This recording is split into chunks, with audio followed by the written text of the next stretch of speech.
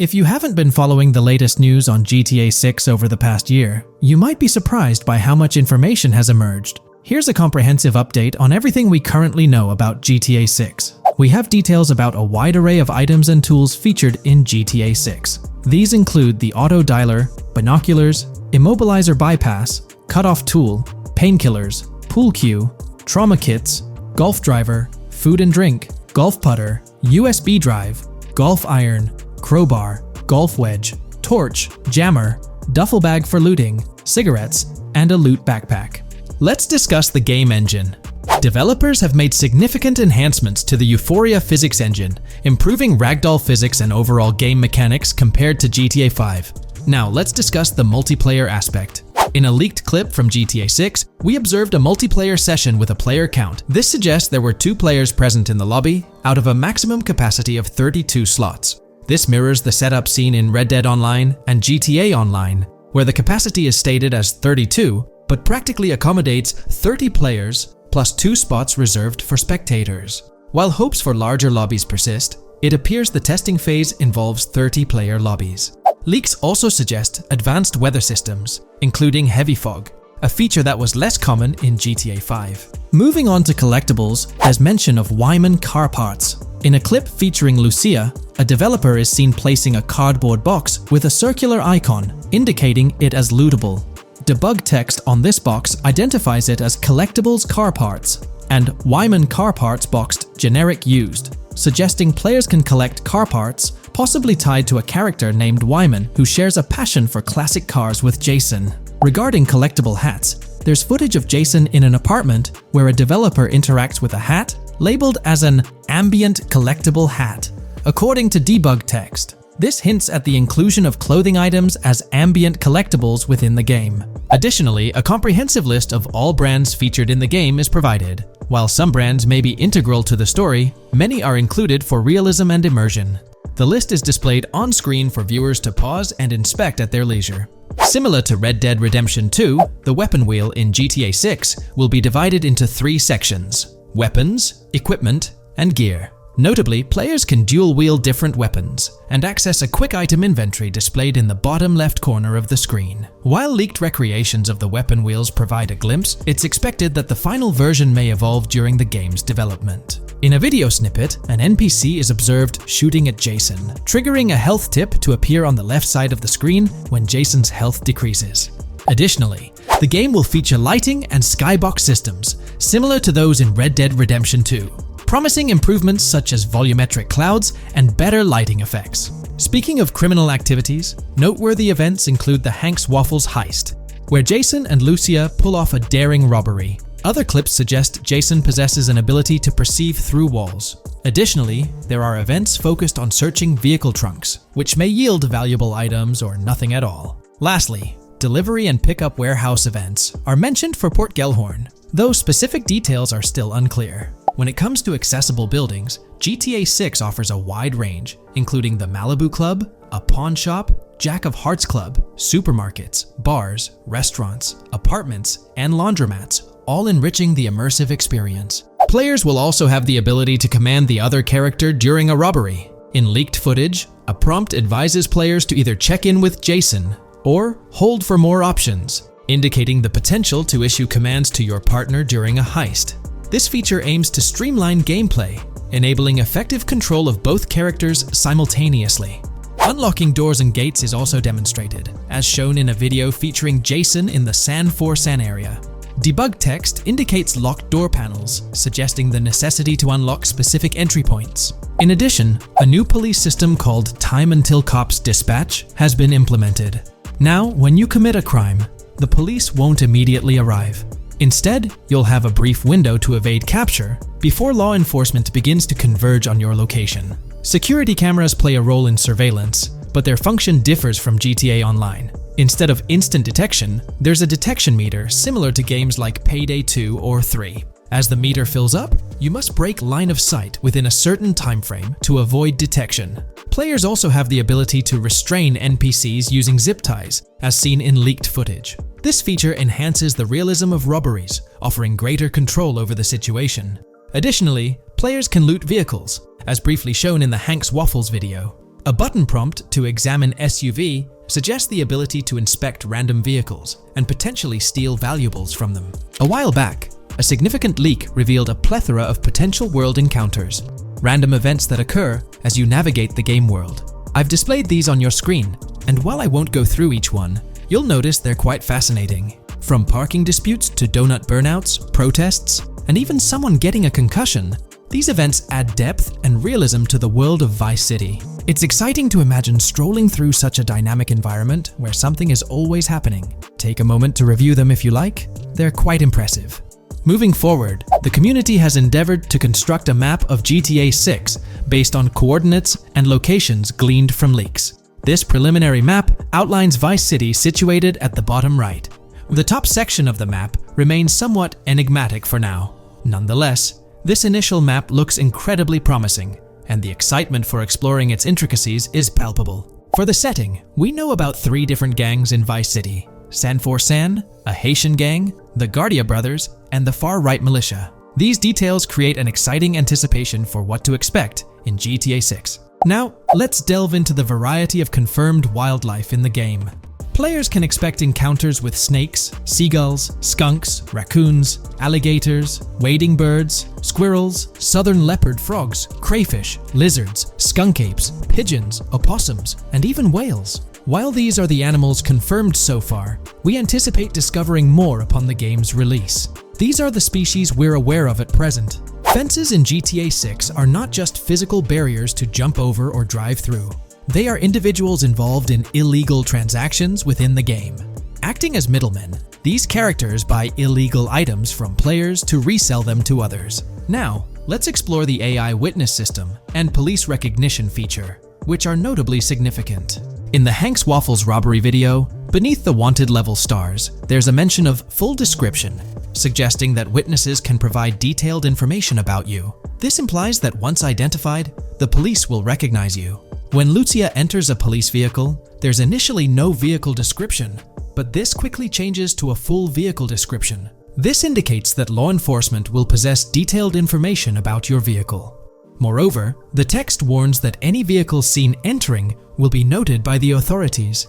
This suggests that even after losing a wanted level, if spotted again in the same vehicle, the police will pursue and apprehend you.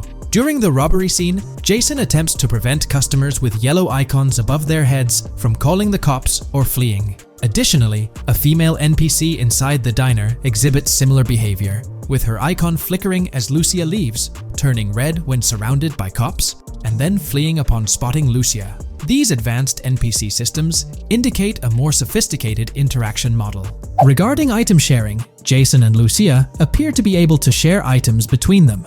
For instance, in one clip, Jason steals items from containers, keeping some for himself while sharing others. Regarding sound design, it's no surprise that GTA 6 will feature more realistic soundscapes. Weapon sounds are crisper and more authentic, with increased volume for a more immersive experience. The impact of bodies hitting the floor will have a deeper thud, creating a more visceral effect. Police sirens will reverberate off buildings and environmental elements more realistically, while the sound of items will vary depending on the surroundings. For instance, if you're in a shipping container, sounds will echo more, adding depth to the auditory experience. Overall, these sound enhancements aim to emulate real-life scenarios more accurately, contributing to the game's realism.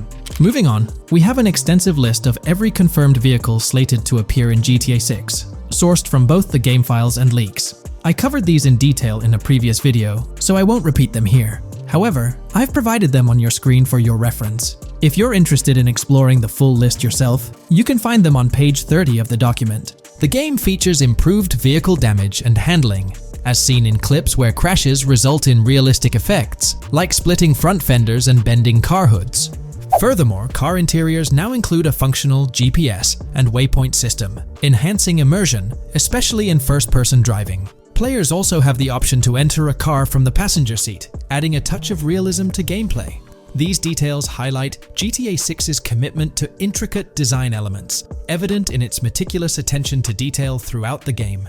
In addition, several new gameplay mechanics have been revealed. Players will now have the ability to walk while in cover, a long-awaited feature that introduces prone movement for the first time in GTA gameplay. Loot bags will allow for storing additional items, and players can now drop and pick up weapons. A new under fire animation has been introduced where characters cover their faces during combat, and players can opt to self-revive after sustaining heavy damage. Other significant mechanics include the ability to switch shoulders while aiming down sights, grappling during hand-to-hand combat, and the introduction of buddy communications and a buddy ping system. This system, likely shared between protagonists Jason and Lucia, remains intriguing, with its full functionality yet to be revealed. Additionally, a new cover mode has been introduced, altering the way shooting from car windows is executed.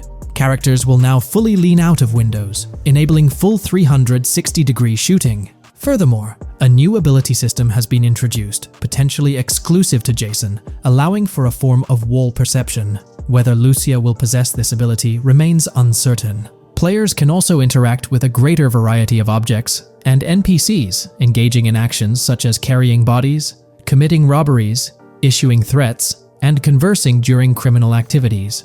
Moreover, the ability to pick up additional items, such as beer bottles and cans, enhances the overall gameplay experience. Let's explore some of the exciting new gameplay systems. Firstly, there's the introduction of money laundering, hinted at during the Hank's Waffles robbery. An icon found near the car wash property featured a washing machine with a $sign, suggesting potential opportunities for money laundering. This implies that players may be able to purchase properties with the intent of laundering money, although specific details on mechanics remain undisclosed. Nevertheless, it appears players will once again have the option to acquire certain types of businesses for illicit activities. Additionally, there's a confirmed lineup of weapons, which includes a rocket launcher, assault rifle, baseball bat, polymer pistol, knife, bolt-action sniper rifle, Molotov cocktail, spear gun, which is intriguing, smoke grenade, compact SMG, flashbang, micro SMG, sniper rifle, heavy machine gun, auto rifle, and pump-action shotgun. Moreover, glimpses of Jason in various states, sporting different hair lengths and facial hairstyles, suggest a hair growth system akin to Red Dead Redemption 2. This feature seems highly likely given the game's lineage. In terms of sustenance, players can consume items directly from their inventory. In a scene at a gas station, Jason adds wine, soda, and fruit to his inventory, highlighting the ability to eat and drink on the go, akin to mechanics seen in Red Dead and GTA Online. In GTA 6, you can expect to encounter raccoons rummaging through trash cans and stealing food bags. This is evidenced in the game files, which document 3 world events: raccoon climbing out of garbage, raccoon rummaging through trash, and raccoon stealing food. While there are numerous intricate details to explore, we've uncovered a multitude of confirmed locations spread across Vice City and its surrounding areas. Naturally, Vice City serves as the central hub, encompassing neighborhoods such as Edgewater, North Vice City, Rock Ridge, Little Haiti, Vice Beach, South Beach, Washington Beach, and Key Biscayne. Additionally, there's Port Gellhorn, which appears to be a distinct city akin to Sandy Shores or Palito Bay from previous games. Other notable spots include Yorktown, Ambrosia, Sundown, The Keys, La Pearl, Red Hill, Lake Leonida, Hamlet, Stockyard, Homestead, Grass Rivers, Ikenfaka, various underwater locations, and more. Each of these locales is meticulously detailed, with numerous mini-locations nestled within them. It's remarkable how much information we already have about the game's expansive geography. In GTA 6, if your character sustains injuries, health will regenerate slowly over time. To expedite recovery, you can access the weapon wheel and utilize a healing item. Unlike GTA 5, where health only regenerates up to 50% naturally and requires snacks for full recovery, GTA 6 appears to allow for natural regeneration to full health, albeit at a slower rate. While not officially confirmed, it's implied that using a medical item will accelerate this healing process. Regarding open-world activities, there are 7 confirmed activities thus far: dice, golf, fishing, races, adventuring, shipments, and delivery van events. A video showcases a delivery van event near the industrial area of Port Gellhorn, featuring active security cameras that add complexity to potential heists. 2 distinct event types mentioned in the events list are Pragmatic Cool and Chaotic Romantic, introducing a new event type called Cop Trap, strategically placed in various locations across the map. The confirmed locations are displayed on your screen, indicating that law enforcement will deploy different tactics to apprehend you. Next, let's explore the array of new features spanning 2 full pages. Firstly, an enhanced AI system is showcased in a video, where enemy AI targets Lucia once she turns around. These adversaries demonstrate improved decision-making, adapting their shooting tactics dynamically based on the situation. Notably, they adjust their positioning relative to nearby objects, aiming to avoid frustrating head-glitching tactics. Looks like YouTube is gearing up to investigate the leaked GTA 6 trailer. We're going to dive into all of that and more in this video. For those who might not remember or didn't catch it, Rockstar had a special plan for unveiling the first official GTA 6 trailer. It started with an announcement from Sam Houser, the president of Rockstar Games. On November 8th, he posted on the Rockstar Games newswire, "A message from Rockstar Games. Next month marks the 25th anniversary of Rockstar Games. Thanks to the incredible support of our players worldwide, we've had the chance to create games we're truly passionate about. Without you, none of this would be possible, and we are so grateful for you joining us on this journey." In 1998, Rockstar Games was founded on the idea that video games could become as essential to culture as any other form of entertainment. We hope that we have made games you love, and that we're part of that evolution. We're very excited to announce that in early December, we'll be releasing the first trailer for the next Grand Theft Auto. We look forward to many more years of sharing these experiences with you all. Thank you, Sam Houser. We knew the GTA 6 trailer was set to drop in early December, but the exact date was a mystery until December 1st. That's when Rockstar Games posted on all their social media accounts announcing that Trailer 1 would be released on Tuesday, December 5th at 9 a.m. Eastern Time. They also mentioned that the trailer would be available on YouTube. It was set to be a premiere, which for those who don't know, means the whole video is uploaded to YouTube with a countdown clock. This wasn't just Rockstar doing their thing, they had a partnership with YouTube. They even had a custom URL and a special countdown timer for the video. This was definitely a collaboration. However, a little over 12 hours before the trailer was supposed to go live on December 4th in the evening, it leaked. The trailer surfaced on X, formerly Twitter, from an anonymous account named Trailer Leaker. Their handle was GTA 6 Trailer Leak, and they posted the entire Grand Theft Auto 6 trailer in very low quality, with a Buy Bitcoin watermark and the caption BTC with a $sign. Rockstar Games quickly found out about it and got X to suspend the account. The account was actually threatening to release a high-quality version of the trailer without the watermark if it reached a certain number of views or hit specific milestones. When that happened, Rockstar Games had to go into damage control mode. They put out an announcement saying, "Our trailer has leaked, so please watch the real thing on YouTube." So, Rockstar ended up releasing the trailer early, basically canceling the premiere countdown that was supposed to happen on YouTube. It was a mess. Neither Rockstar Games nor YouTube wanted this to happen. This raised the question, how did this leak occur? Was it a Rockstar Games employee or someone at YouTube?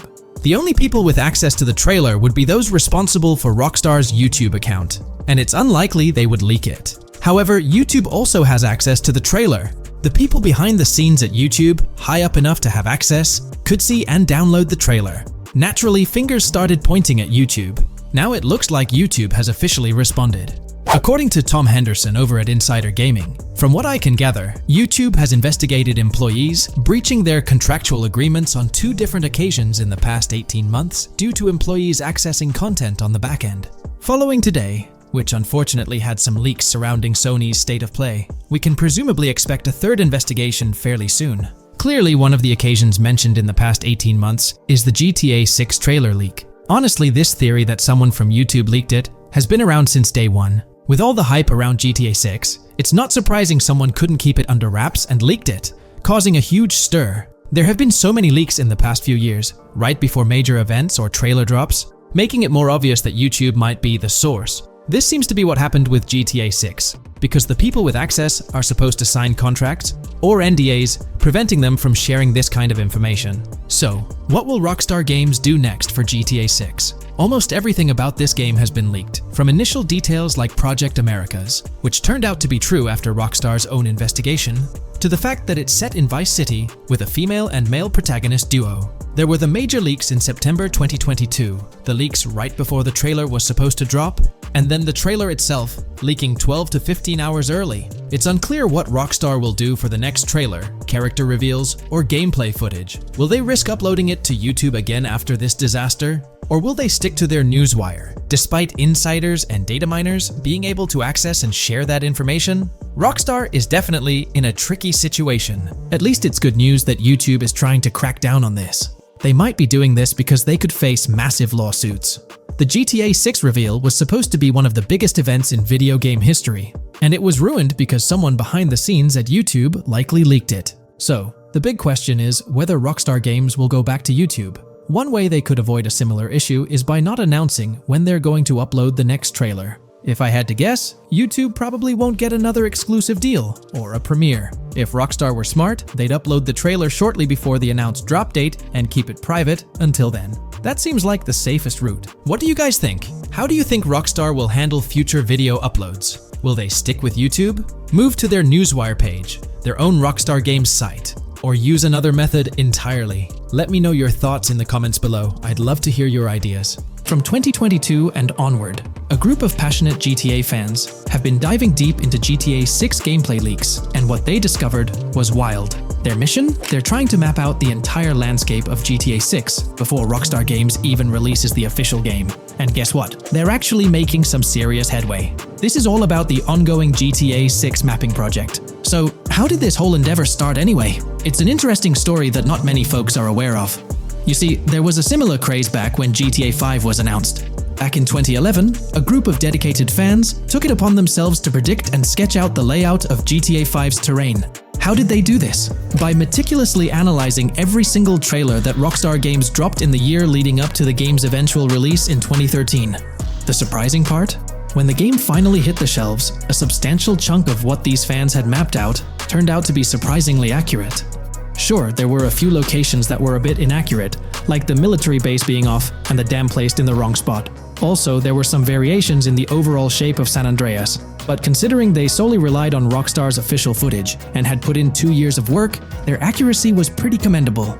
Now imagine this, if they could pull off that level of detail with just the trailers, think about what these enthusiasts could achieve with the leaked, under-the-radar stuff that slipped out prematurely. Plus, add in an extra year of combing through details and data. This mapping project is being led by a user called Dupzor, who is the project manager of this whole thing. On September 18th, 2022, when a massive leak dropped over 90 minutes of GTA 6 footage, the map enthusiasts went into full gear. While I can't exactly showcase the leaked content here, what really sparked the interest of the community were the coordinates embedded within the developer's HUD. These sneaky numbers revealed the exact whereabouts of the player concerning the game map. And let me tell you, GTA 6 fans wasted no time diving into this goldmine of information. With these coordinates in hand, the community went Sherlock Holmes mode, meticulously mapping out the game's terrain and identifying key locations. For instance, in one intriguing clip from the leaks, Lucia and Jason were caught in the act, robbing what seemed to be a Waffle House. This incident was marked by a simple white dot on their evolving map project. But it wasn't just a random dot, it was a significant clue. By cross-referencing the coordinates provided in this clip with other glimpses from the leaked footage, they managed to calculate the spatial relationships between different spots showcased in the leaks. This detective work allowed them to gauge distances and plot out the relative positioning of these places within the game world. However, it didn't stop there. The community didn't solely rely on leaked footage. They combined their detective skills with the official trailer and, using a blend of educated guesses and hard data, endeavored to include every conceivable road, building, and landmark featured in the GTA 6 map. The goal? To create a comprehensive and accurate representation of the game's virtual world based on all available tidbits of information. It's a fascinating process that demonstrates the dedication and passion of gaming communities in piecing together the puzzle of what to expect in GTA 6. Since the leaks hit, the GTA community has been on a mission, working tirelessly to piece together the game's map. Their focus has mainly been on sketching out the main areas, the cities, towns, and key landmarks. It's been quite a collective effort, with everyone trying to contribute and fill in the blanks based on whatever clues they could find. Then, the trailer dropped, and it was a whole new ball game. Among all the fast cars and flashy scenes, Rockstar slipped in a subtle surprise for the observant fans. After a few days of dissecting the trailer frame by frame, someone spotted it, a tiny image hidden in the bottom right corner of the ending screen. And guess what? It looked like a map snippet.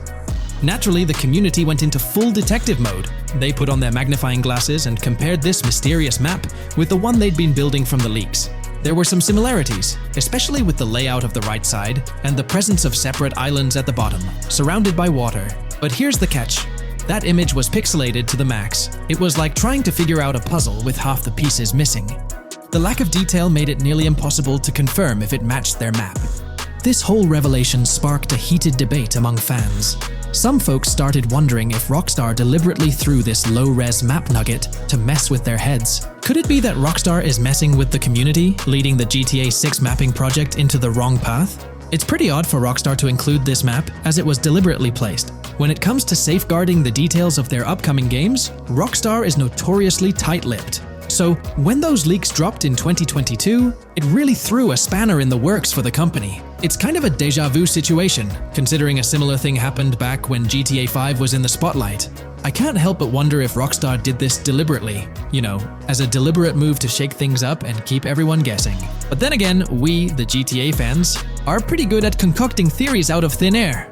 Now, about that mysterious, highly detailed artwork nestled in the official wallpaper, that's what's really piqued my interest.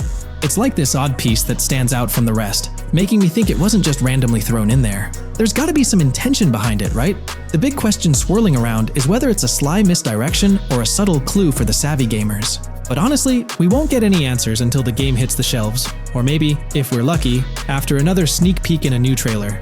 The GTA 6 mapping community dove headfirst into dissecting this artwork, but truth be told, there wasn't much to work with. So, they've been sticking to the stuff they can actually confirm.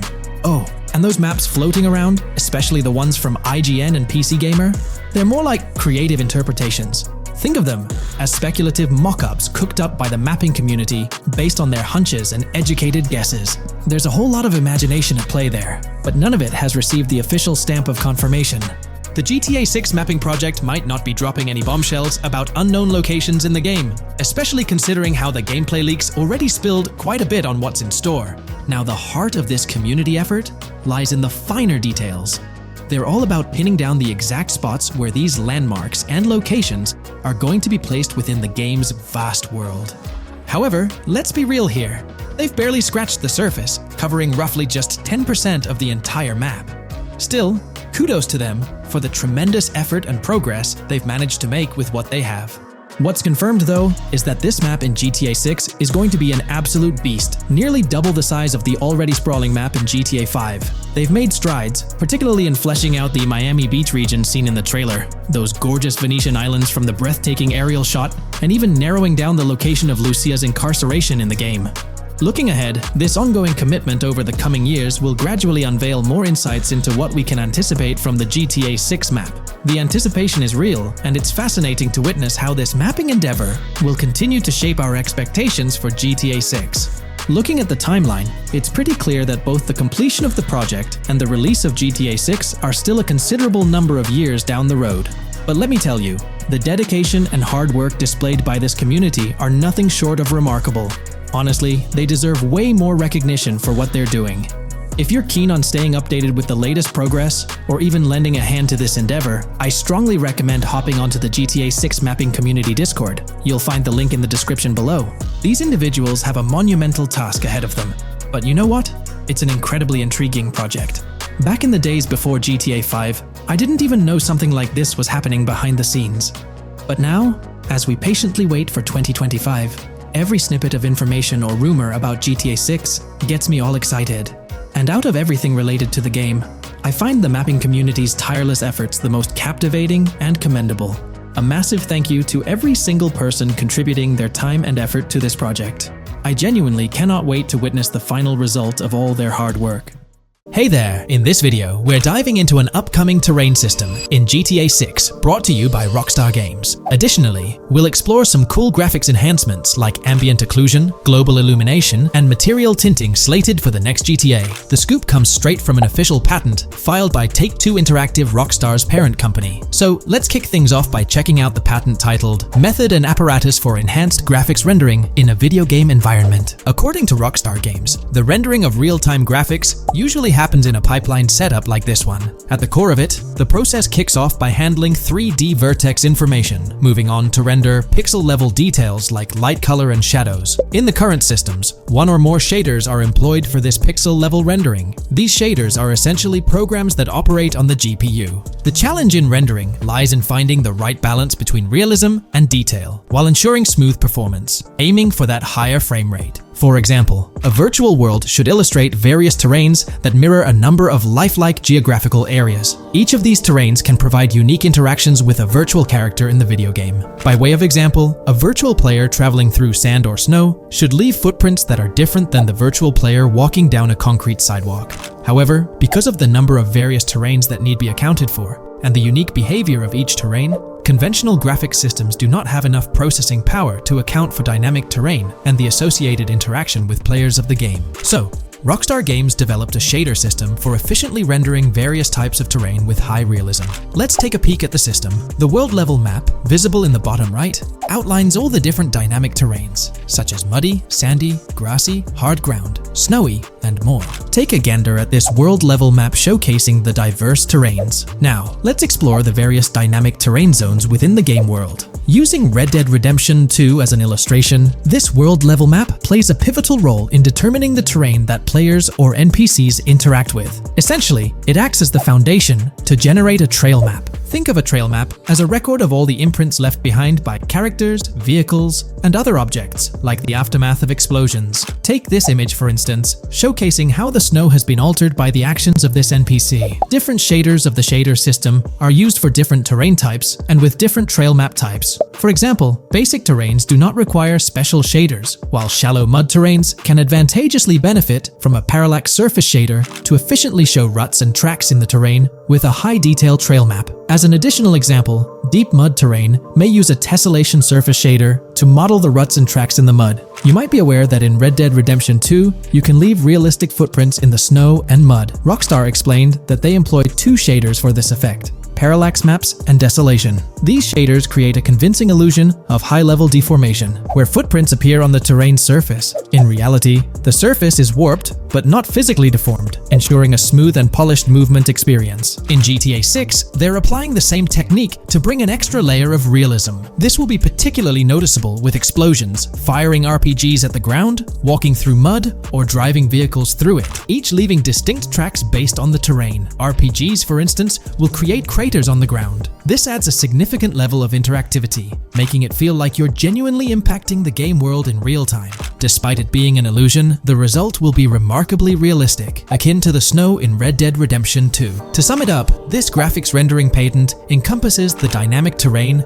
ambient occlusion, global illumination, and material tinting, all exciting new features making their way to GTA 6. Rockstar has invented and patented new graphics rendering systems, which aims to fix some of the problems of traditional graphics rendering systems to make graphics rendering more efficient, thus improving performance and allowing for better, more realistic, and more immersive visuals. Dynamic terrain system. This is a system that records and creates trail maps which make it possible that terrains can be visually deformed when being interacted with in various ways. Players, NPCs, vehicles, objects, and explosions can affect the terrain. For example, leaving footprints or vehicle tracks in sand can be seen in action in Trailer 1. Explosions will leave craters in the terrain as well. It's also possible for certain changes to the terrain to disappear over time. For example, footprints and tracks in mud disappearing after some time, since the viscosity of mud makes it return to its normal state after some time. There are different types of terrains, for example, muddy, sandy, hard ground, grassy, or snowy terrain. Each type of terrain will react differently. A sandy terrain will be more easily deformed than a grassy terrain, for example. In the initial part of our video, we delved into the rendering pipeline, which also incorporates a lighting stage. While conventional systems often utilize cube maps for pre-rendering lighting, it's worth noting that this is mainly for static elements. When it comes to dynamic characters, pre-computed lighting falls short in accommodating changes from objects within the scene. Although ambient occlusion can be pre-baked, it lacks the capability to update dynamically. Realism takes a hit due to this. Conventional systems often incorporate static lights to mimic reflected light, like sunlight bouncing off the ground and under a table. However, this static approach fails to update with changes in the light source. To address these challenges, Rockstar has patented new systems. Ambient occlusion. This is a graphics technique that can be utilized in multiple forms to determine how light and shading are displayed on an object. It can lead to darkened areas, enhanced contrast, and improved surfaces due to this technology. This patent's ambient occlusion system offers some special advantages. Determined by either preset or randomized assets based on developer discretion, the lighting can greatly provide a new vision to world building to make certain areas stand out, akin to a real-life setting. Global illumination. Global illumination is a graphics rendering technique that models how light is bounced off of surfaces onto other surfaces in direct light, rather than being limited to just the light that hits a surface directly from a light source, direct light. Rockstar's system detailed in this patent uses a bounce map that is projected in a top-down fashion to determine reflected light off of the ground. This bounce map is then converted into a texture that provides an approximation for the expected bounce back of light. This simulates the effect that would be achieved rendering the multiple passes of lighting to account for the natural bounce reflections. The bounce map can then be integrated into the lighting pipeline. During this, a technique is used to determine the area that needs this extra pass for each frame. This way, only the visible and required area is rendered with this technique, thus making it very efficient and less performance intensive. Overall, this provides many of the benefits of ray tracing without the computational expense. Ray-traced global illumination will probably still be in the game.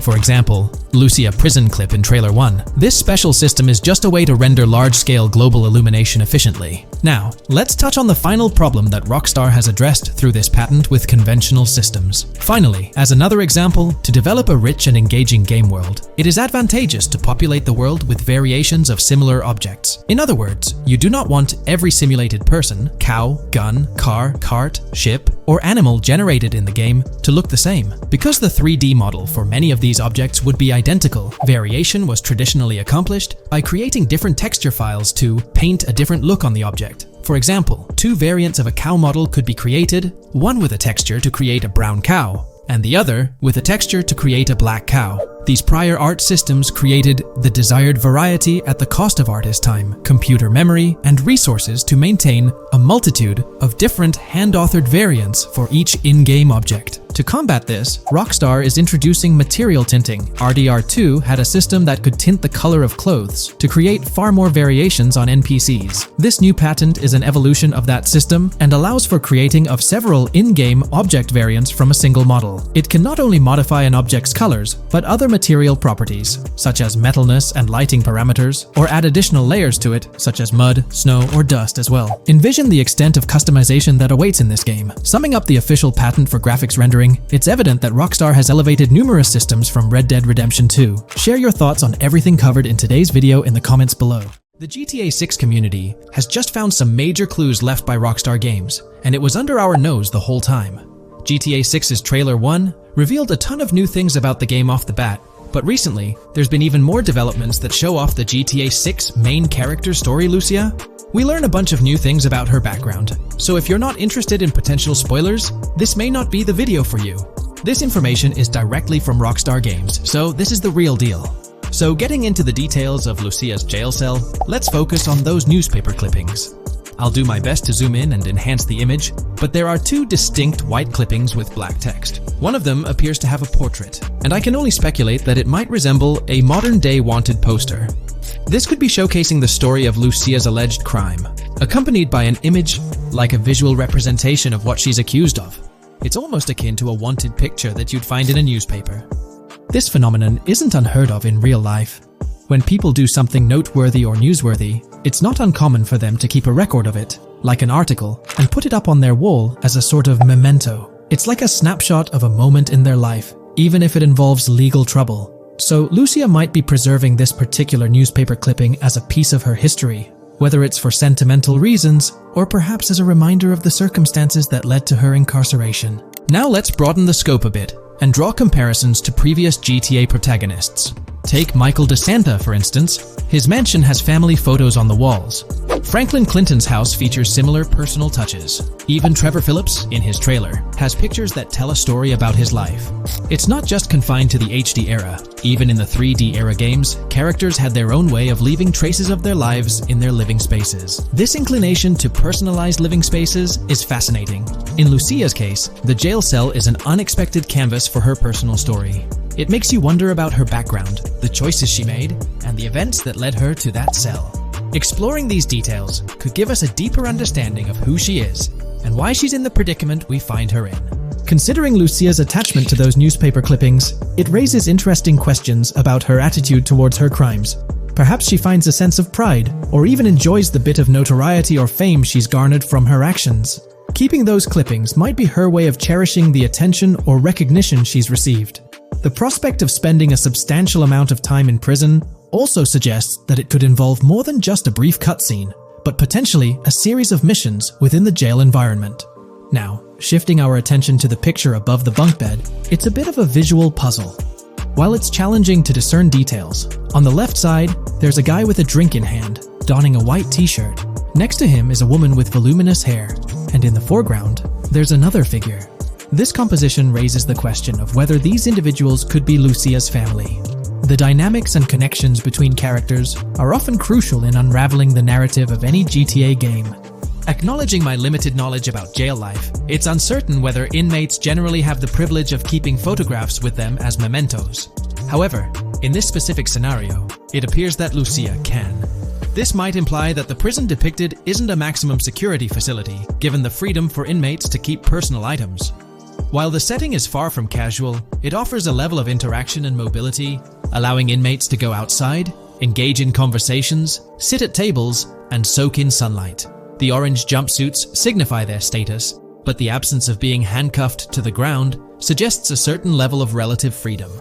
In this context, the allowance of pictures and photographs could offer an additional layer of insight into the characters and their personal connections, providing players with a unique perspective on Lucia's life, both inside and outside the jail cell.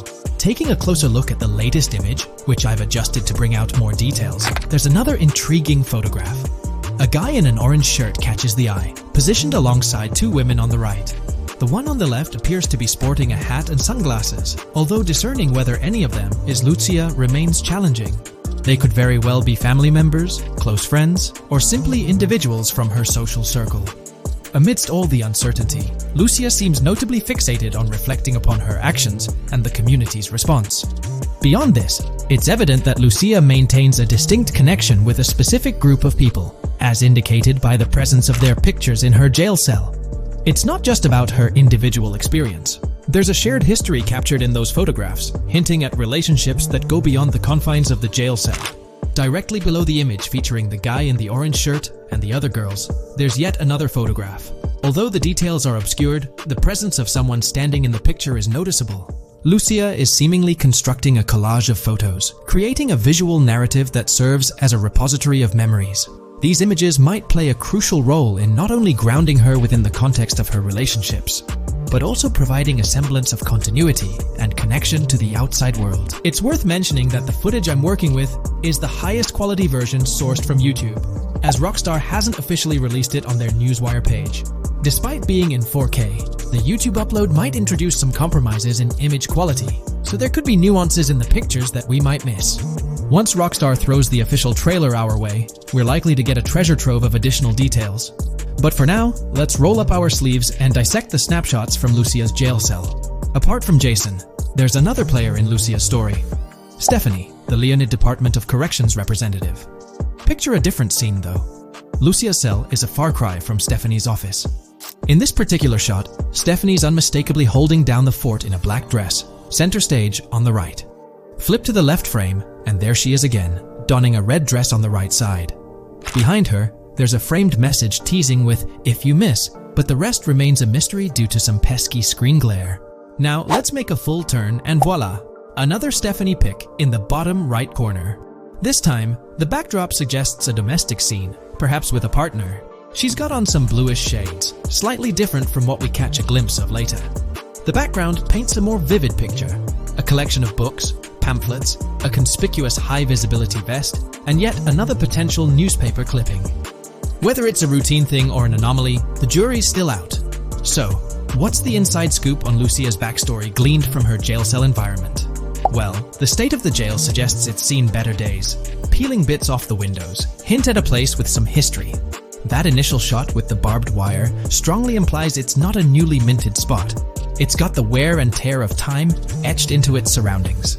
As we immerse ourselves in the intricacies of Lucia's life within the jail cell, the narrative unfolds as a captivating tapestry, each element contributing to the rich story. The subtleties, from the cryptic newspaper clippings shedding light on her alleged crimes to the carefully chosen photographs depicting relationships with family and friends, create a vivid and compelling portrait of Lucia's existence, both within and beyond the jail confines.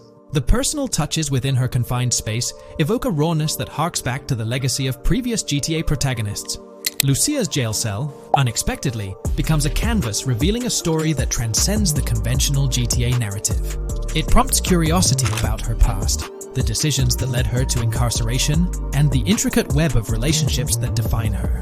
The permission granted for personal items like photographs in the jail cell adds an intriguing layer to the storytelling, suggesting a nuanced sense of freedom within the constraints of imprisonment.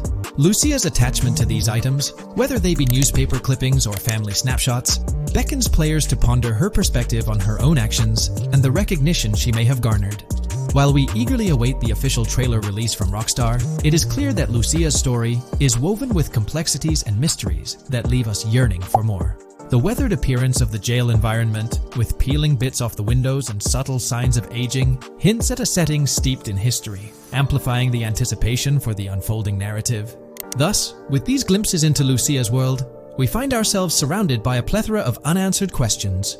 When did she find herself behind bars, and what duration does her stay entail? Your insights are eagerly awaited in the comment section. If this exploration into Lucia's jail cell has piqued your interest, a thumbs up would be much appreciated. Comment down below what you believe caused Lucia to go to jail. And did you spot these hidden Easter eggs in the trailer on your first watch?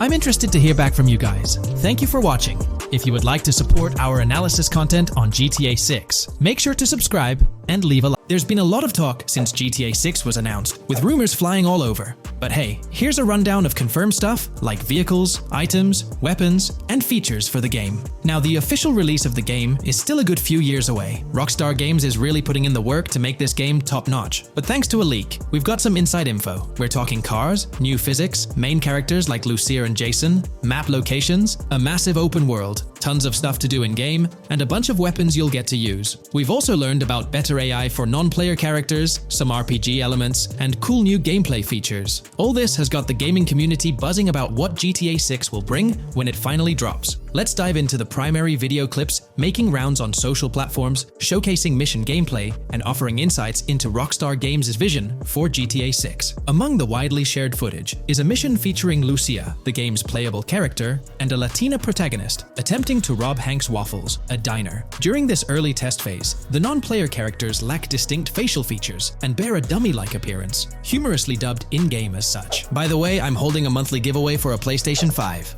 You just need to subscribe and you're entered. Now, back to the video. The NPC's responses are influenced by Lucia's aggressive actions, with various animations depicting the fear evoked by the robbery, akin to the dynamic NPC reactions seen in Red Dead Redemption 2. In the diner heist, Lucia has the option to aim her handgun at a hostage, providing players the choice to either rob or engage in hand-to-hand combat. Managing the hostage adds depth to criminal activities in the game. Jason, the white male protagonist, is also involved in the robbery, allowing players to interact with both characters during the encounter. Jason urges Lucia to act swiftly and escape without a trace, hinting at a relationship reminiscent of Bonnie and Clyde, aligning with previous leaks regarding the game's storyline. The character's appearance bears similarities to actors Eva Mendes and Ryan Gosling from The Place Beyond the Pines, though it remains uncertain if the narrative will mirror the movie's plot. Lucia and Jason appear to be in their late 20s, and the game incorporates a character-switching mechanism seamlessly activated through the controller's D-pad. As the police arrive, Lucia can menace another hostage, leading to a showdown with law enforcement outside. The intricate design of the outdoor area suggests a setting modeled after northern Florida, characterized by lush vegetation.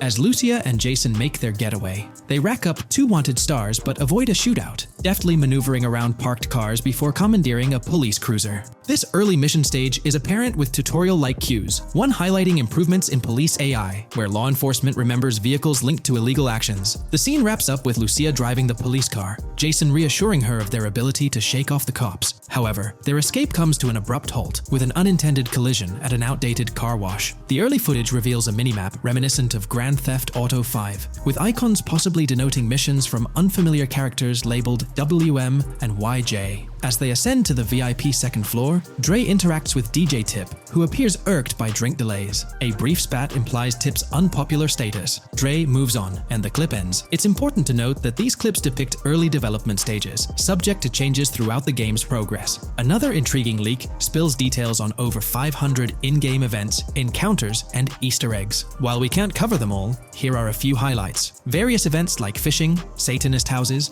backyard wrestling rings, and big cat mansions offer diverse experiences within the game's universe. There's talk of missing tourists, yard sales offering new clothes, an event resembling insurance fraud from Saints Row, a mysterious voice in a storm drain, potentially a nod to Pennywise, a multi-location Bonnie and Clyde mystery, and a workout challenge hinting at the return of fitness activities. Additionally, within Grand Theft Auto 6, players can stumble upon an island camp, DUI tests, UFO sightings, an animal house, a swamp safari, and the prospect of crazy golf gameplay. Based on insights gathered from the GTA forums, GTA 6's open world is estimated to be at least 2.5 times larger than GTA 5, providing players with a vast and immersive environment to explore. The game draws inspiration from the successful approach seen in Red Dead Redemption 2, promising a meticulously crafted open world with captivating mysteries that elevate the gaming experience. GTA 6's development footage showcases recognizable real-life locations from Florida, such as the Homestead Miami Speedway, reimagined as the Port Gellhorn Racetrack, along with places like Portofino Tower, Sombrero Key Light, Solar Amphitheater Bayfront Park, and Lone Depot Park. Moreover, the inclusion of the 1000 Museum, a high-rise residential condominium in Miami, demonstrates Rockstar's dedication to detail. A metro map mirroring Miami's real version adds to the immersive nature of the game world. The presence of lush grasslands and vegetation hints at potential expansion into Georgia,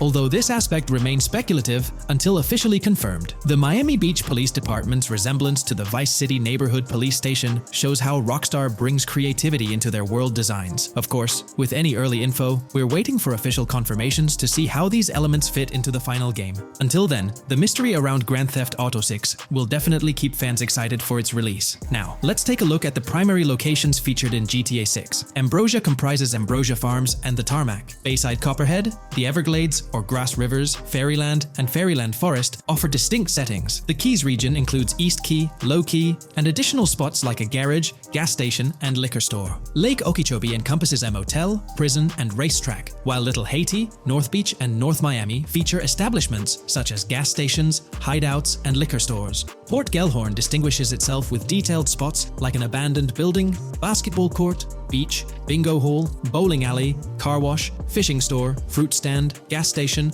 motel, pawn shop, police station, quick shop, raceway, soccer field, and more. Red Hill showcases a forest. South Beach offers a boardwalk, gym, hotel, Ocean Drive, and park, while South Miami Sundown includes a beach and tarmac. Vice Beach encompasses Vice City suburbs and Washington Beach. Miscellaneous locations such as an abandoned hotel, observatory, Fountain of Youth, homeless community, Malibu Club, Monument of Leonida, Redneck Yacht Club, Spaceship House, Underwater Research Facility, and Dinosaur World enrich the gaming world. Recent leaks from this week strongly suggest that Alexandra Christina Echevarri might be the voice behind Lucia in Grand Theft Auto 6. Her voice in a demo reel closely matches the leaked clips of Lucia's dialogues, hinting at her likely portrayal of the character. Throughout this breakdown, we've covered loads of info about Grand Theft Auto 6, diving into different aspects of the game. It was important to cover everything we know about the game so far, and while we're eagerly waiting for it, it might still be a couple of years before we get our hands on it. Let's kick off by highlighting some cool discoveries from the leaked clips, focusing on new features and gameplay details revealed. In one scene, Jason and his pals are chilling by an in-ground pool in a modest neighborhood, cracking jokes about a parody of social media called Life Invader. Their banter brings in playful references to Jay Norris's demise, showcasing that classic Grand Theft Auto humor fans love. Lucia and Jason are shown in animation tests doing different actions like jogging, stopping, and ducking to avoid gunfire. Rockstar's developers also tested vehicle crash physics on an overpass. The highway signs on Interstate 97 mention North Beaches and Lake Leonida, with the current exit leading to Washington Beach. In another interesting scene,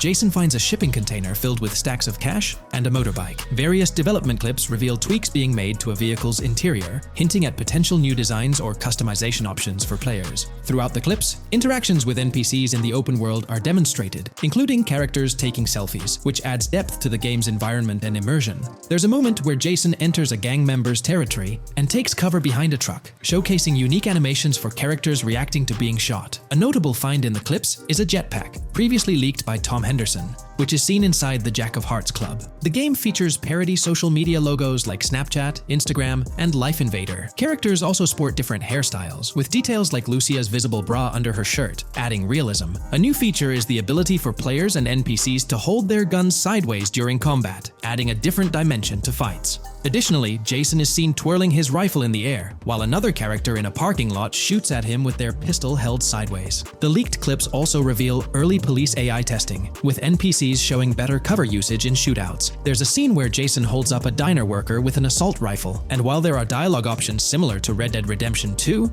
they seem placeholder for now. Also, Jason's new ability to go prone is a fresh addition to the series. There's a scene in a thrift or antique shop that allows for robbery, potentially serving as a spot to sell stolen items, adding depth to the gameplay. Another feature borrowed from Red Dead Redemption 2 is the ability to pick up and carry bodies, which adds complexity to gameplay. Red Dead Redemption 2's influence can be seen in several other aspects of this game too. The game brings in several RPG elements, like managing food, drinks, sweat, fatigue, and even taming animals, giving players a deeper gameplay experience. References to mountain bike ramps and city bike rentals promise enjoyable cycling activities. The leaked clips mention a bunch of weapons, from firearms like pistols, shotguns, and rifles, to unusual ones like golf clubs, baseball bats, and crowbars. Players can also use equipment such as flashlights, binoculars, lockpicks, and more. Additionally, players can stay in motels and hotels, with the Kington Hotel being one of the options. There's even a pool party with live music for players to check out. References to the Everglades and wildlife like alligators, snakes, raccoons, and birds suggest diverse environments to explore.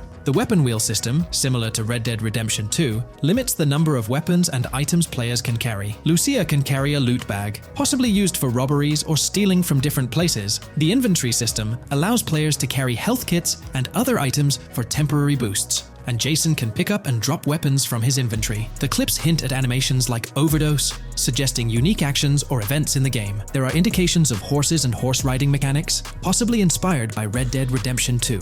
The open world is full of accessible places, including motels, metro stations, restaurants, pawn shops, and supermarkets. Little details like grabbing a gumball from a quick shop machine add to the overall vibe. A cool feature is the ability to shoot while swimming, adding a new layer to combat situations. All these diverse and interesting elements together promise an immersive and fun gaming experience in Grand Theft Auto 6. Let's dive into the cars of GTA 6. Shout out to the GTA forums for putting together this info. You can find links below to join the discussions. There's a bunch of confirmed vehicles. We're talking the Blista Compact, Ocelot Locust, and a car that looks like an early 90s Buick Skylark. Then there are some new cars without official names, like a 90s Chevy Caprice, a Chevy Malibu from 2016 onwards, a Chevy Sonic, and a Honda Accord from 2018 to 2022. And you know how Rockstar rolls, they'll give these cars their own funny names like they always do. There's more on the list too. Albany Primo, Benefactor Shafter LWB, a mix of Ford Explorer and Tahoe from the 90s or 2000s, a Toyota RAV4 from 2018 onwards, with a mix of Lexus NX style, and a Mercedes Grill,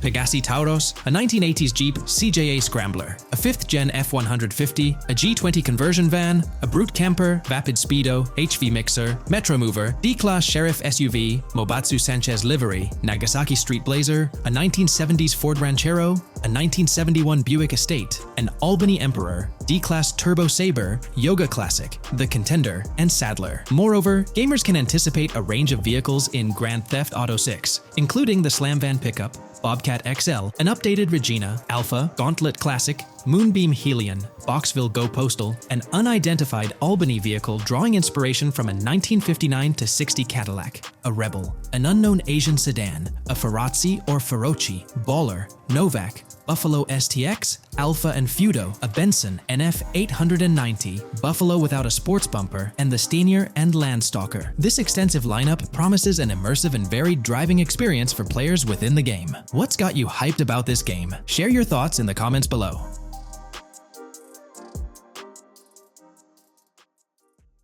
Today's video will delve into the latest iteration of the GTA 6 mapping endeavor. The developers have expanded and refined the GTA 6 map significantly, making it the most comprehensive fan-made project to date. It incorporates all available data from leaks and the initial official trailer.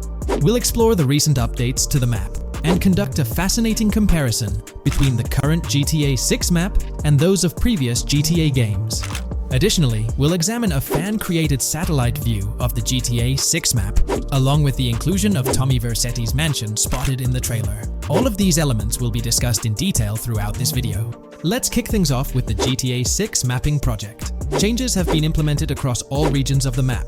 To ensure we cover everything comprehensively, we'll begin our tour from the northwest and work our way down, addressing each modification along the journey. Firstly, the map's dimensions have been expanded from 16,000 by 16,000 to 18,000 by 18,000 to accommodate the newly added landmass. Each square on the map measures 500 x 500 meters.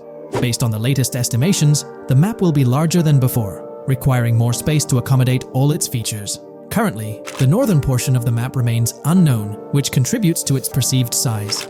Hence, the map extends beyond what's visible on the screen. According to rumors, the GTA 6 map is speculated to encompass 3 major cities. Presently, we're aware of 2.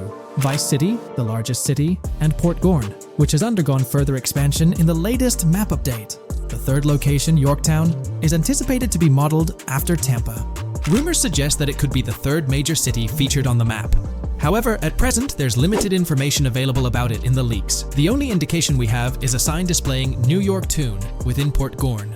Regarding Port Gorn, details are scarce apart from its name and general location. It's positioned north of Fort Killorn and east of Yorktown. Moving on, we encounter Hank Hill, one of the notable elevations in the game. Despite Florida's predominantly flat terrain, Rockstar has incorporated hills sporadically to diversify the landscape. Adjacent to Hank Hill are the Domed Hills, another series of elevated areas.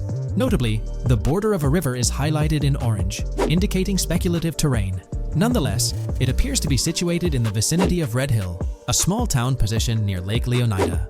The largest body of water, Lake Leonida, sits approximately at the map's midpoint, drawing parallels to Lake Okeechobee in real life. To the north of Lake Leonida lies Fairyland Forest, a wooded area neighboring Fairyland, a playful nod to Disney World. To the east of Lake Leonida, you'll find Ambrosia and Laurel, 2 additional small towns, along with North Beaches. Heading south from Yorktown, we reach Port Gorn, which has undergone expansion westward. The buildings and roads depicted in black and grey correspond to those visible in leaked footage and the trailer. Roads highlighted in red, along with orange borders, remain speculative. However, the port area shows 2 speculative buildings and a portion of the border that's confirmed. The Bay Area has seen overall enlargement, including modifications to the speculative islands near Port Gorn. Additionally, a newly added section featuring small islands and a confirmed border indicates further expansion. With these developments, Port Gorn's size may rival that of Vice City. It might not match Vice City's scale, but it could rival, if not surpass, GTA 5's Los Santos, which is remarkable, considering it's our second city on the map. Additionally, the confirmed borders of Port Goro have been adjusted based on new evidence. The remaining areas in Port Goro largely remain unchanged. We still have Han Waffles Diner, surrounded by its buildings and structures, along with Port Gorn Motel, Gorn Bluff, the Pawn Shop, Port Gorn Raceway, Port Gorn Airfield, and the United State Prison. Belleville and Econfina remain situated near Vice City.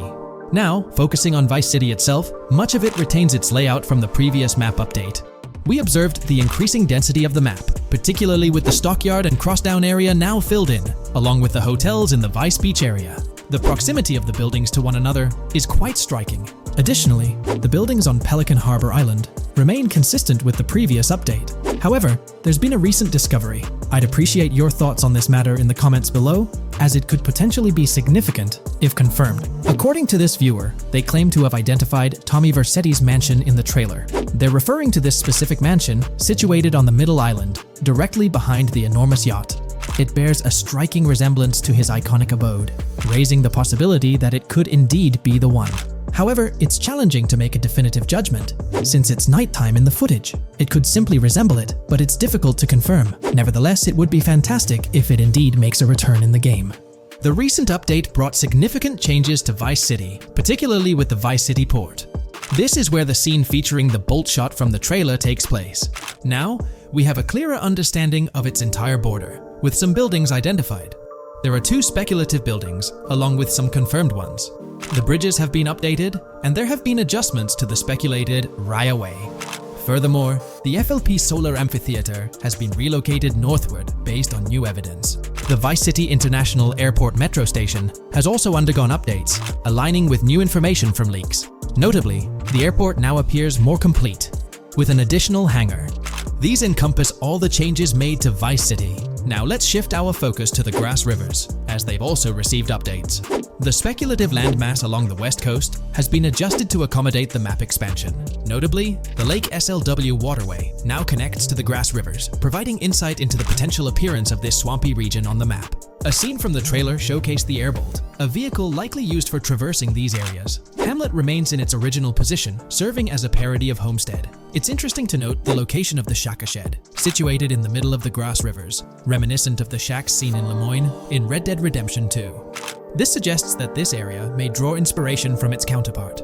Furthermore, I anticipate hunting to be quite intense in this region, given the presence of alligators, snakes, and lizards. The diverse wildlife, particularly at night, is bound to create a thrilling atmosphere. Additionally, changes have been made to the Gator Keys and the surrounding islands, as observed in the trailer. More specifically, there have been additions to speculative locations, such as Bird Key, based on new evidence. Additionally, some speculative areas across the map have been updated. That wraps up the analysis of the latest version of the GTA 6 mapping project. It'll be intriguing to see how closely it aligns with the actual map. Moreover, let's delve into a fascinating comparison between this latest version and all the other maps in the GTA series. Take a look at this comparison. On the left side, you'll find the latest version of the GTA 6 mapping project. Above it, there's the map of North Yankton from GTA 5. To the right of the North Yankton map, you'll see the island of Copico from GTA Online. Next to Copico, there's the GTA 5 map. Below that, we have the GTA 4 map. Below the GTA 4 map are the maps of Liberty City and GTA 3. And finally, at the bottom, there's the map of GTA San Andreas. One of the first things I noticed is how compact the GTA 4 map appears compared to others. Despite its small size, it boasted greater density than the GTA V map.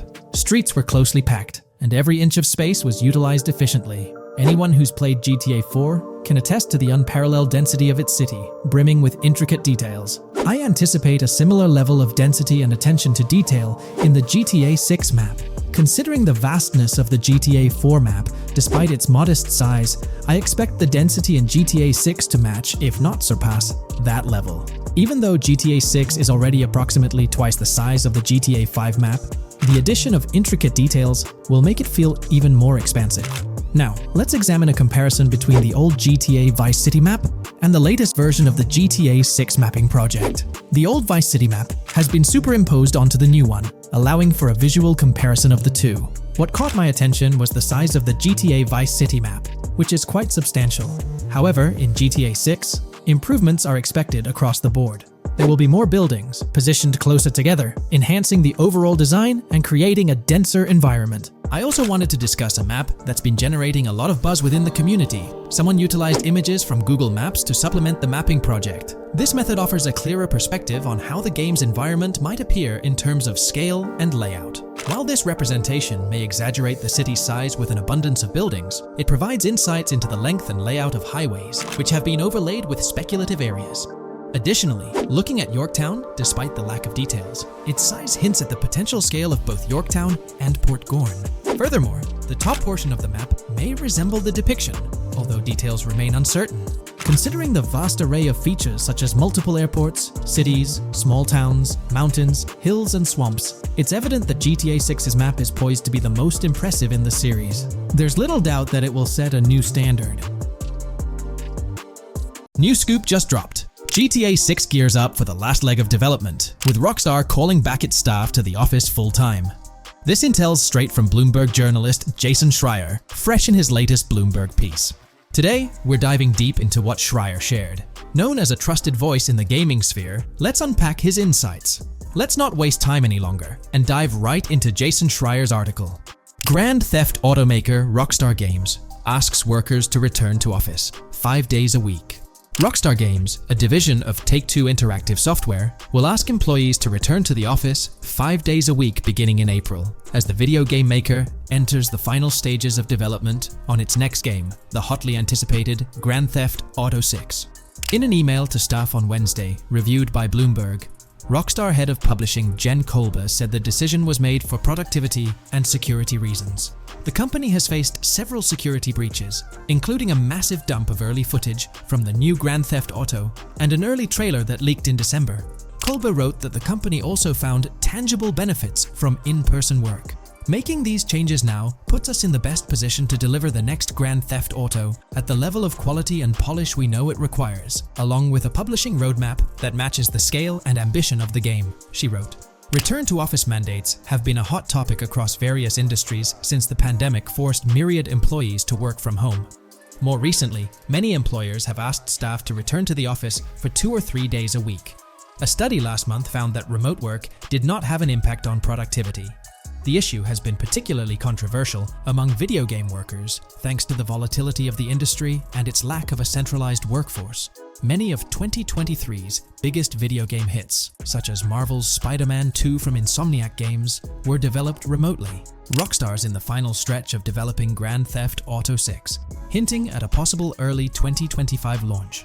With this, we might anticipate the release of a second trailer, along with screenshots and more teasers in the coming months. While fans rejoice, this could mean extra pressure for Rockstar Games staff. Stay tuned here for updates as Rockstar unveils more details about GTA 6. Are you geared up for the official start of GTA 6 marketing? Drop your thoughts below. Today, let's delve deeper into the scoop we've got about Jason and Lucia, straight from the game's artwork and that initial trailer drop.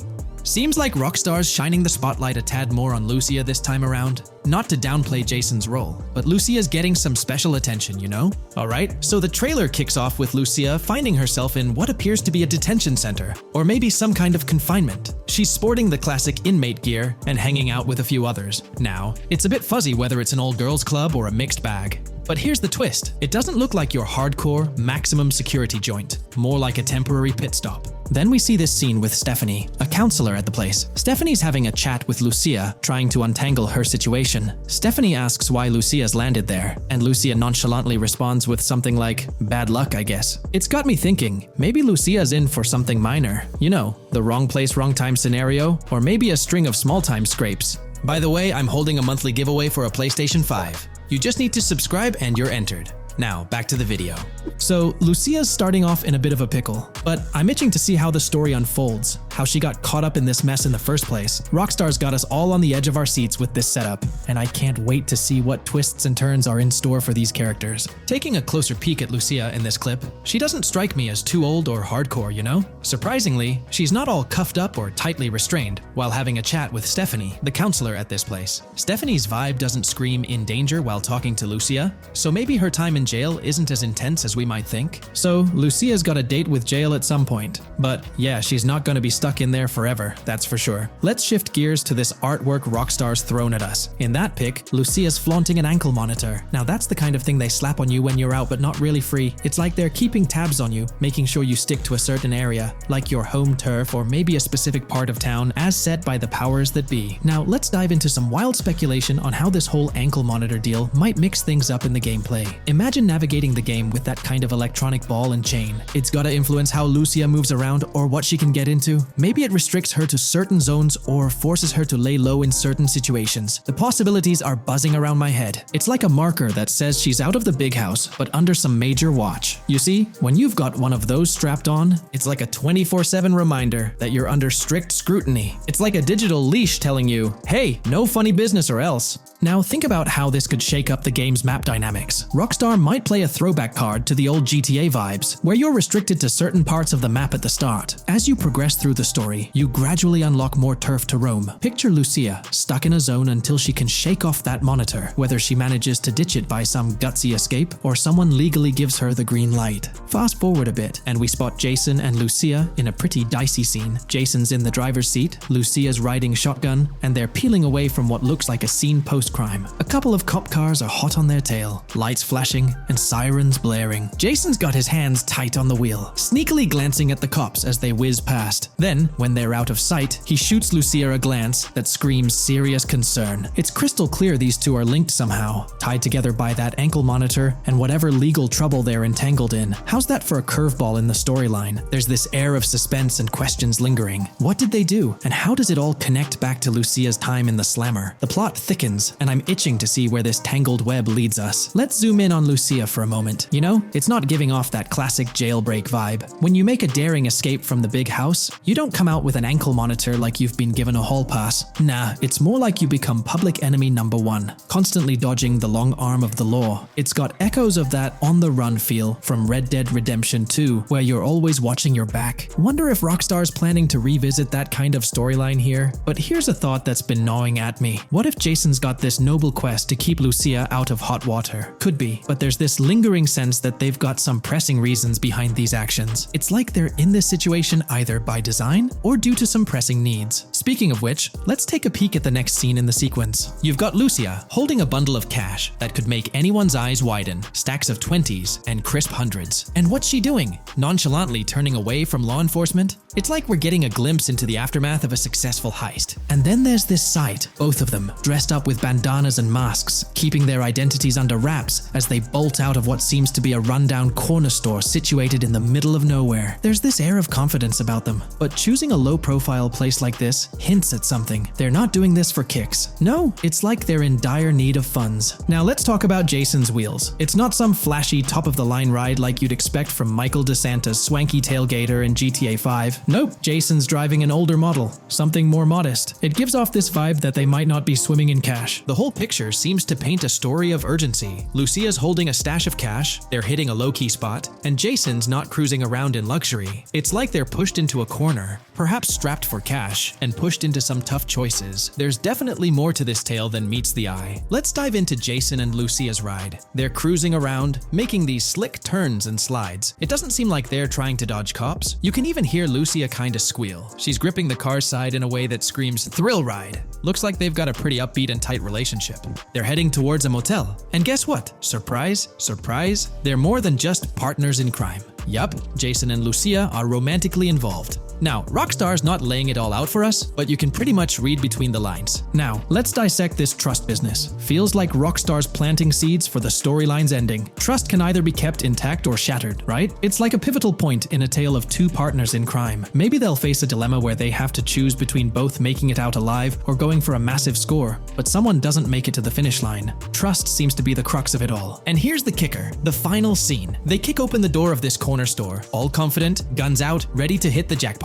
The story concludes on that note. Now, let's switch lanes and talk about the trailer's song choice, Tom Petty's Love Is a Long Road. Interestingly, there's a tweet from Tom Petty's account expressing gratitude for having their song featured in GTA 6's first trailer. The song itself talks about the struggles of maintaining a relationship, how it's not a smooth ride, but worth the effort. So, GTA 6 might just be more than a crime tale. It's shaping up to be a love and trust story. I think Rockstar's aiming for their twist on a Bonnie and Clyde vibe with Jason and Lucia. That's pretty much all the scoop we got about them in the Grand Theft Auto 6 trailer. They didn't spill much, but we kinda got a glimpse into their journey, the hurdles they face, and this theme of trust that seems to run deep in their story. There's this one scene where it looks like they're gaining some traction in their journey. Jason's driving, Lucia's standing up in the passenger seat, and some paparazzi or somebody's snapping their pics. Seems like they've leveled up from their clothes to the car they're driving. So, at some point in the story, they might hit some highs. But knowing how these stories go, it could all come crashing down by the end. So, that's pretty much the lowdown on Jason and Lucia, our main characters in GTA 6. Can't wait to dig into their stories more. What do you folks reckon the GTA 6 plot's gonna be like? Which character are you stoked to play? Drop your thoughts in the comments below. And hey, if you like this video, a thumbs up would be cool. Hit that subscribe button if you're new here and want to stay updated on all things GTA 6. Don't forget to ring that notification bell too. The release of the GTA 6 trailer in 2023 has sent shockwaves of excitement across the gaming community. The anticipation and buzz surrounding this highly anticipated title have reached an all-time high. Fans worldwide are feverishly dissecting every frame, theorizing about the game's setting, characters, and innovative features. The hype is palpable as gamers eagerly await the next chapter in the beloved GTA series, poised to redefine open-world gaming once again. With Rockstar Games' history of delivering groundbreaking experiences, the fervor and enthusiasm for GTA 6 are undeniably at a fever pitch, leaving everyone counting down the days until its eventual launch. Today's video will delve into the upcoming changes to the AI systems in Grand Theft Auto 6 by Rockstar. We'll explore a patent that introduces a groundbreaking system unprecedented in gaming, promising a revolutionary shift in how AI operates within games. Additionally, we'll delve into other intricacies concerning AI and non-playable characters in GTA 6, including insights from a job listing at Rockstar's new LA studio, shedding light on NPC dialogue. We'll also examine NPC behaviors in response to their environment and their integration with social media, enhancing immersion and complexity in player interactions. Let's kick off with Rockstar's innovative AI system set to debut in Grand Theft Auto 6. Described by Rockstar as the most significant and immersive evolution of the series, the emphasis on immersion is evident in their patent filings. We'll focus on one particularly intriguing patent, unveiling a new system poised to revolutionize AI in gaming. Considering Rockstar's commitment to delivering the most immersive experience yet, it's evident that NPCs and AI will play pivotal roles. This patent specifically pertains to animations in GTA 6, aptly named System and Method for Virtual Character Locomotion. Back in 2020, Rockstar Games unveiled an innovative system that will debut in GTA 6. Now, the details might sound a bit complex, but essentially, this patent outlines a fresh approach to animating characters and imbuing them with dynamic intelligence. These characters will now possess a kind of virtual brain, allowing them to react to their environment, other NPCs, weather, and even their mood, influencing their animations on the fly. Before this advancement, each character's animation had to be painstakingly recorded in a studio equipped with motion capture technology. This process involved attaching markers to actors' suits and compiling animations into what's called an animation tree. This method was resource-intensive, limiting the variety of animations Rockstar could include in their games. For instance, in GTA 5 and Red Dead Redemption 2, each NPC had its own animation tree, containing all their actions. Animation trees essentially stack animations, blending them together seamlessly and transitioning between them based on player input and in-game conditions. Additionally, motion matching, a feature seen in GTA 5 and RDR2, automatically selects animations based on player actions and the surrounding environment. This results in fluid and lifelike character movements, such as running while shooting, creating a more immersive experience for players. With GTA 6, Rockstar introduces an innovative system designed to optimize resources and streamline animation data. This approach allows for more content within the game while offering a broader array of animations. It shares similarities with motion matching but diverges in its utilization of a new framework. Rather than relying on conventional animation trees, character animations will be predominantly data-driven, adapting dynamically to environmental cues. These animations will be categorized into distinct motion types, representing unique character styles. Each character will possess a designated motion type, enhancing the depth and realism of their movements. As an illustration, let's consider various states such as tired, injured, and normal, each corresponding to a set of animations. Additionally, every character will possess their own blackboard, a virtual representation of their current state and surroundings. This blackboard stores crucial data including the character's condition, location, weather, temperature, and more. Utilizing this information, the game's code dynamically selects appropriate animations or styles for the character, enhancing their responsiveness to the virtual world. For instance, in the Ocean Drive scene from the trailer, we observe a character seated on the sidewalk. As a group of NPCs pass by, he attentively observes them, reacting accordingly to their presence. With this system, the gameplay experience is poised to become even more immersive. It will prioritize environmental data, including the presence of other NPCs and vehicles, alongside factors influencing the character's mood. Consequently, NPCs will exhibit previously unseen levels of reactivity, shifting focus to a noteworthy job listing from Rockstar's recruitment opportunities. Last year, Rockstar opened a new studio in Los Angeles. From what we know, it's purely a new motion capture studio, so they have another one besides the one in New York, mainly to record NPC dialogue probably. This discovery confirms that.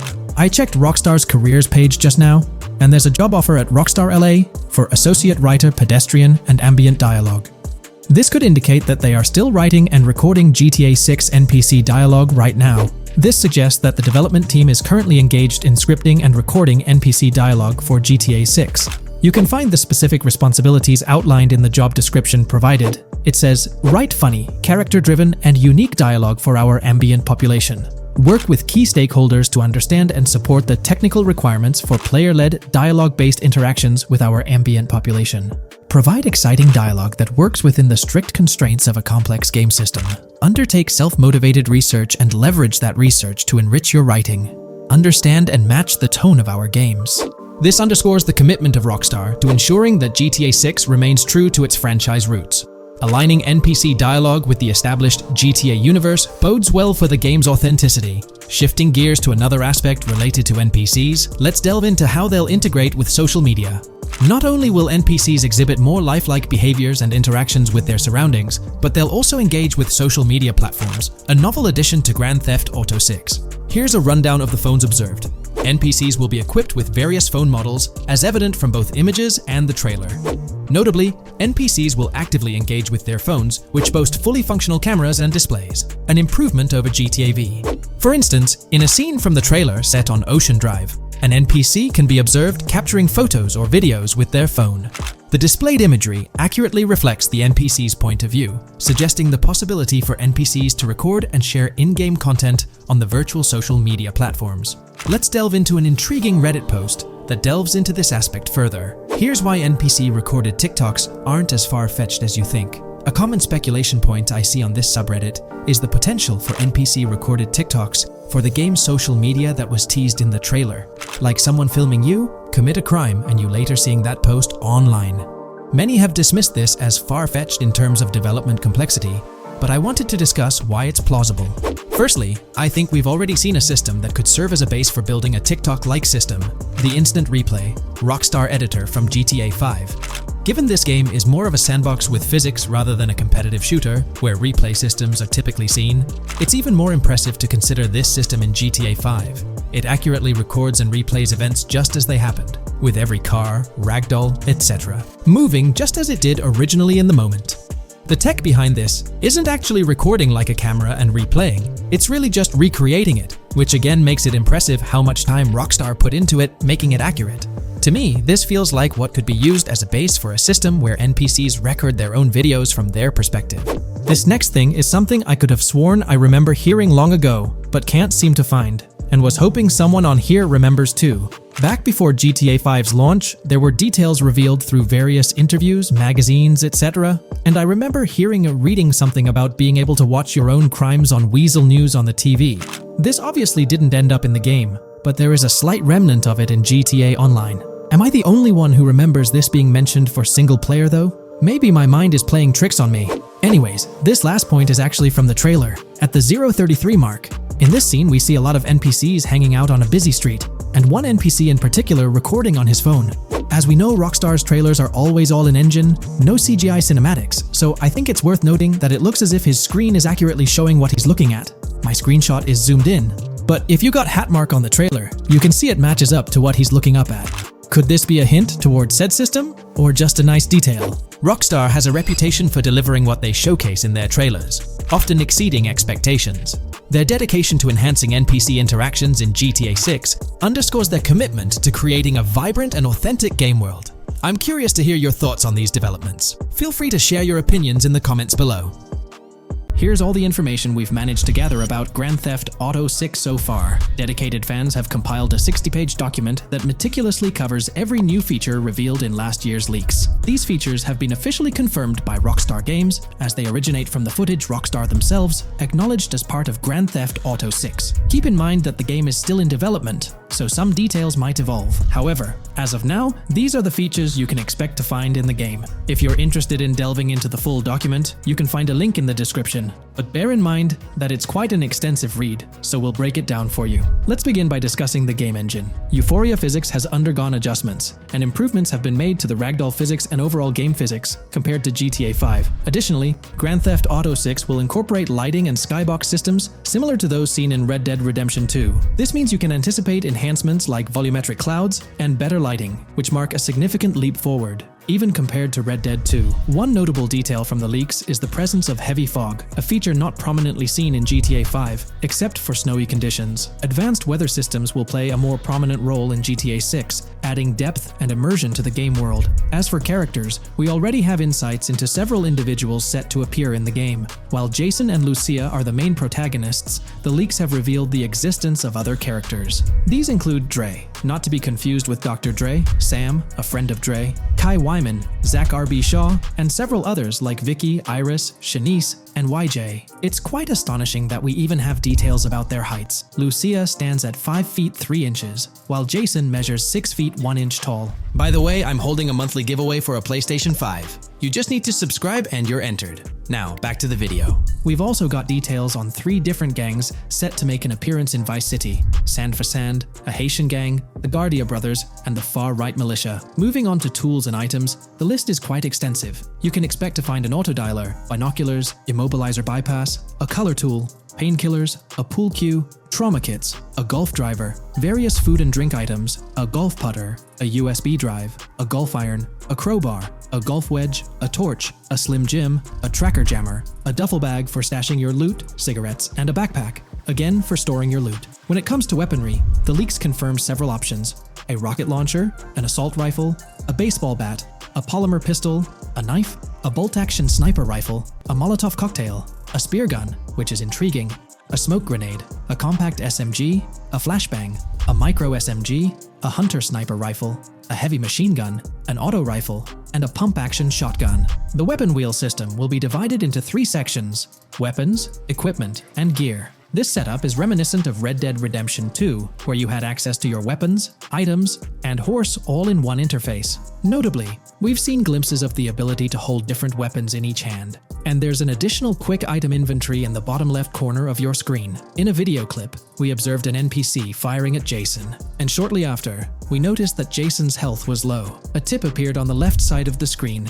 indicating, "You were injured. Your health will regenerate slowly. Open your weapon wheel and use a recovery item to replenish your health faster." Unlike GTA 5, where your health regenerated only up to 50%, in GTA 6, it seems that you may regenerate to full health naturally, albeit at a sluggish pace. However, if you want to expedite your healing process, you can employ a medical item. We've got confirmation on 7 open-world activities that will be available in the game. Currently, these activities include dice, golf, fishing, and races. Additionally, there's a van shipment activity, and in one of the videos, you can spot the spawning location for a delivery van event. This location is near the industrial area of Port Gellhorn, and it's noteworthy that there's a warning poster about security cameras in this area, suggesting the need for caution while attempting to rob the van. Now, regarding robberies, if you've seen the leaks, you might remember the Hank's Waffles robbery, which was quite impressive. Jason and Lucia took on the challenge of robbing this massive diner. In another clip, when Jason was entering a store for a robbery, it became apparent that he possessed an ability allowing him to see through walls. The leaks also mention events related to searching vehicle trunks for something valuable, or perhaps finding nothing at all. Moving on, there's another event type called deliveries mentioned, specific to Port Gellhorn. It's somewhat challenging to predict the exact nature of these events, but that's all the information we have for now. As for enterable buildings, Grand Theft Auto 6 is set to offer more opportunities for exploration. Confirmed locations you can enter include the Malibu Club, a pawn shop, the Jack of Hearts, supermarkets, bars, restaurants, apartments, and laundries. Now, let's discuss multiplayer. In the leaked files, we did come across one multiplayer clip, and in the bottom left corner of the screen, it displayed PL2 of 32, indicating that there were 2 players in the lobby out of a possible 32 slots. This mirrors the setup seen in Red Dead Online and GTA Online. While it's mentioned as 32 slots, it's worth noting that the player count is actually capped at 30, with 2 additional spots reserved for spectators. While hopes may be for larger lobbies in GTA 6, at least during this testing phase, they were exploring the feasibility of 30-player lobbies. Let's delve into collectibles in the game. During a scene in one of the clubs with Lucia, we can observe a developer placing a cardboard box on the ground. Notably, these boxes appear to be lootable, with a circle icon indicating their interactability. The debug text on this box reads, collectibles_car_pass, suggesting that these boxes will contain car part collectibles. Furthermore, there's mention of Wyman car parts boxed generic used, which has sparked speculation that players may collect car parts specifically for a character named Wyman. It's inferred that both Jason and Wyman share an interest in classic cars. Moving on, we've got collectible hats. In a video featuring Jason in an apartment, a developer is seen interacting with a hat labeled as an ambient collectible hat in the debug text. This implies that one of the ambient activities in the game will involve gathering various articles of clothing, which adds an intriguing layer to gameplay. Now there's a comprehensive list of brands featured in the game, which I won't read out individually, as many may not be of significant importance to the storyline. Instead, I'll display them on your screen for your reference. Feel free to pause the video if you'd like to take a closer look. Moreover, we have a list of confirmed animals in the game. As of now, the roster includes snakes, seagulls, skunks, raccoons, alligators, boars, wading birds, squirrels, southern leopard frogs, crayfish, lizards, skunk apes, pigeons, opossums, and whales. Keep in mind that this is not an exhaustive list, and there's a good chance we'll encounter even more wildlife when the game officially launches. These are simply the animals we have information on at this point in time. In the ongoing exploration of the forthcoming Grand Theft Auto installment, a plethora of new gameplay mechanics has come to light. These enhancements promise to augment the player experience in a variety of ways, ushering in a fresh layer of dynamism and immersion within the game world. First and foremost, players can now maneuver while ensconced in cover. This feature introduces a newfound level of flexibility during engagements, allowing for more strategic positioning in combat scenarios. Additionally, the ability to assume a prone position, a feature conspicuously absent in previous iterations of the game, adds an exciting dimension to gameplay, affording players the capacity to lie flat on the ground, potentially enhancing stealth and tactical maneuvers. Furthermore, the inclusion of loot bags offers a means to store surplus items, expanding inventory management options. An interesting addition is the capability to both drop and retrieve weapons, affording players greater adaptability in response to evolving circumstances. During intense firefights, a novel under-fire animation engages, wherein the player character instinctively shields their face from incoming projectiles, providing a more immersive combat experience. In the aftermath of enduring a severe blow, players are granted the opportunity to enact self-revival, potentially turning the tide of adversity. In aiming down sights, the option to seamlessly switch shoulders grants players a tactical advantage, facilitating improved positioning and target acquisition. Moreover, hand-to-hand combat now includes the ability to execute grabs, diversifying the melee combat mechanics. A noteworthy addition to the game is the implementation of buddy communication, embodied in the buddy comms and buddy ping system. Although specific details remain undisclosed, it is plausible that these features will facilitate coordinated actions between the two main characters, Jason and Lucia. Vehicle combat has witnessed a transformation, as shooting from car windows now entails the complete egress of the player character from the window, enabling full 360-degree firing capabilities, thereby revolutionizing vehicular combat dynamics. The intriguing Eagle Eye system, seemingly exclusive to Jason, allows for a form of wall-penetrating vision, although its applicability to Lucia remains uncertain. Enhancements also extend to interactions with in-game elements. Players will find themselves endowed with a broader range of interactions, such as the capacity to carry bodies, engage in robberies, issue threats, and converse with non-playable characters, NPCs, during heists. Moreover, the ability to collect additional items, including beer bottles and cans, enriches the gameplay experience.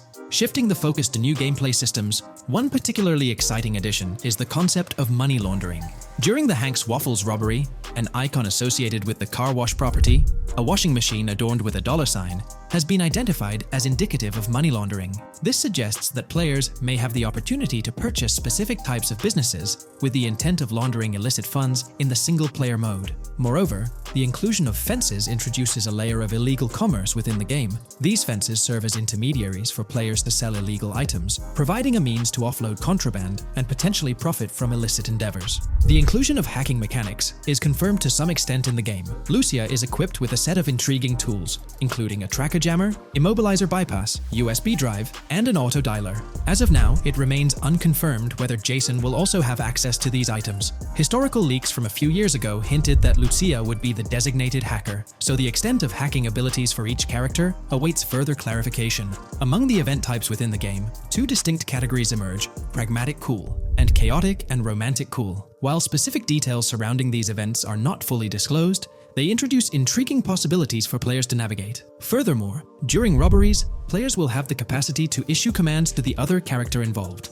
In a video clip from the leaks depicting a robbery, a tip notification suggests checking in with Jason or holding for more options. This implies that players can give their partner commands during a heist. Notably, prompts to instruct Jason to either surrender or follow indicate a degree of control over both characters simultaneously, simplifying coordination compared to relying solely on AI behavior. The witness system and police recognition within the game hold significant implications. During the Hank's Waffle robbery video, an interesting detail surfaces regarding the wanted level stars interface, which includes the term full description. This strongly suggests that witnesses within the game possess comprehensive knowledge about the player character. Consequently, law enforcement is expected to recognize the player once Lucia enters a police vehicle. Additionally, a transition is observed from no vehicle description to full vehicle description in response to Lucia's actions. This implies that even after losing a wanted level, If the police spot the player in the same vehicle, they will react accordingly, potentially leading to an arrest or hostile encounter. During the robbery sequence, Jason can be seen actively preventing customers marked with yellow icons above their heads from calling the authorities or fleeing the scene.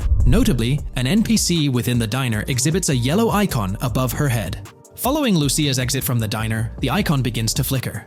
Subsequently, as Lucia approaches a police car surrounded by law enforcement, the icon shifts to red. The female NPC then departs from the diner, making eye contact with Lucia before hastening away. These developments underscore the sophistication of NPC interactions, presenting a notable advancement in the game's artificial intelligence systems. The prospect of item sharing between the characters Jason and Lucia is on the horizon. A notable example emerges from a video clip where Jason pilfers items from containers, opting to retain some while distributing others. This cooperative element extends to the unlocking of doors and gates, exemplified in a video featuring Jason within the Sand for Sand area, which, if you recall, is the moniker of a gang in GTA 6. In this particular clip, Jason stealthily maneuvers past a red truck, revealing a door from an import garage building bearing the descriptor "door panel locked" in its debug text. In juxtaposition, a gate within the same clip indicates "door unlocked," signifying the necessity of unlocking specific access points. Subsequently, we delve into an extensive catalog of new features, commencing with an upgraded AI system. In a visual excerpt, the enemy AI exhibits an inclination to open fire upon Lucia when she pivots to face them. This hints at AI entities possessing a heightened acumen for discerning opportune moments to engage in combat. Impressively, AI units adapt their elevation relative to surrounding obstacles, steering clear of potentially disadvantageous head-glitching tactics. Furthermore, a prudent alteration manifests as AI adversaries opting to lower their stance during weapon reloads, a judicious move compared to reloading while exposed in the open.